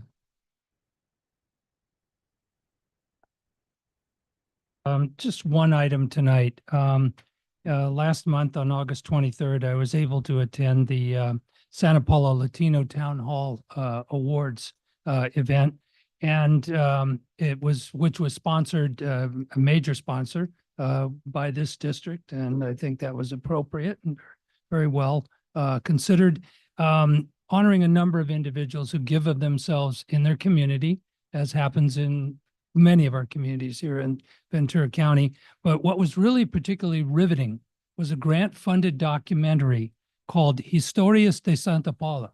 And it was a oral history that really brought home the experiences of people that had come to Santa Paula and the Santa Clara Valley at different stages in their lives, different time periods. And it was a great encapsulation in a very human way of the culture that has been built in that particular area. So it was, I felt fortunate to be able to attend that. And I brought you the program. Trustee Lichtel. I have a few quick items. First of all, I want to congratulate Dr. Databoy of Moore Park College on the announcement of her retirement. I have a lot of history with her, and I hope I have the opportunity to wish her well before the end of the school year, and I'm sure I will. Thank you to our student leaders for their reports. I think that reports about student life are really important to this board, so we do appreciate that effort, and I'm excited to hear that you're meeting with all of those groups and creating, I think you called it the STACK committee. Okay, very good. I think that's great. Dr. Zakanu, thank you so much for recognizing specifically the fact that tomorrow at Moore Park College, recognitions of 9/11, and then on the 17th, a week from tonight, the recognitions of Constitution Day. I do believe that preserving our constitutional republic is dependent on such recognitions, and I do appreciate that. And then thank you to staff and really to our fellow board members for a really, what I thought was effective and robust meeting. I thought we got our work done. I thought we got quite a bit of work done. So thank you all. I've got to get better at writing down notes of where I've been and who I've seen. And yeah. Well, I enjoy the networking opportunities and helping introduce potential educational partners with the chancellor and his team, and all for the betterment of our students and district and colleges. And that's it. Short report. Item 2101, I've not received. Chancellor, have you received any trustee requests for reports, forms? The only, well, I did send an update to the board on the electrification solar issue, but beyond that, no. Yeah, okay. And then that brings us then to item.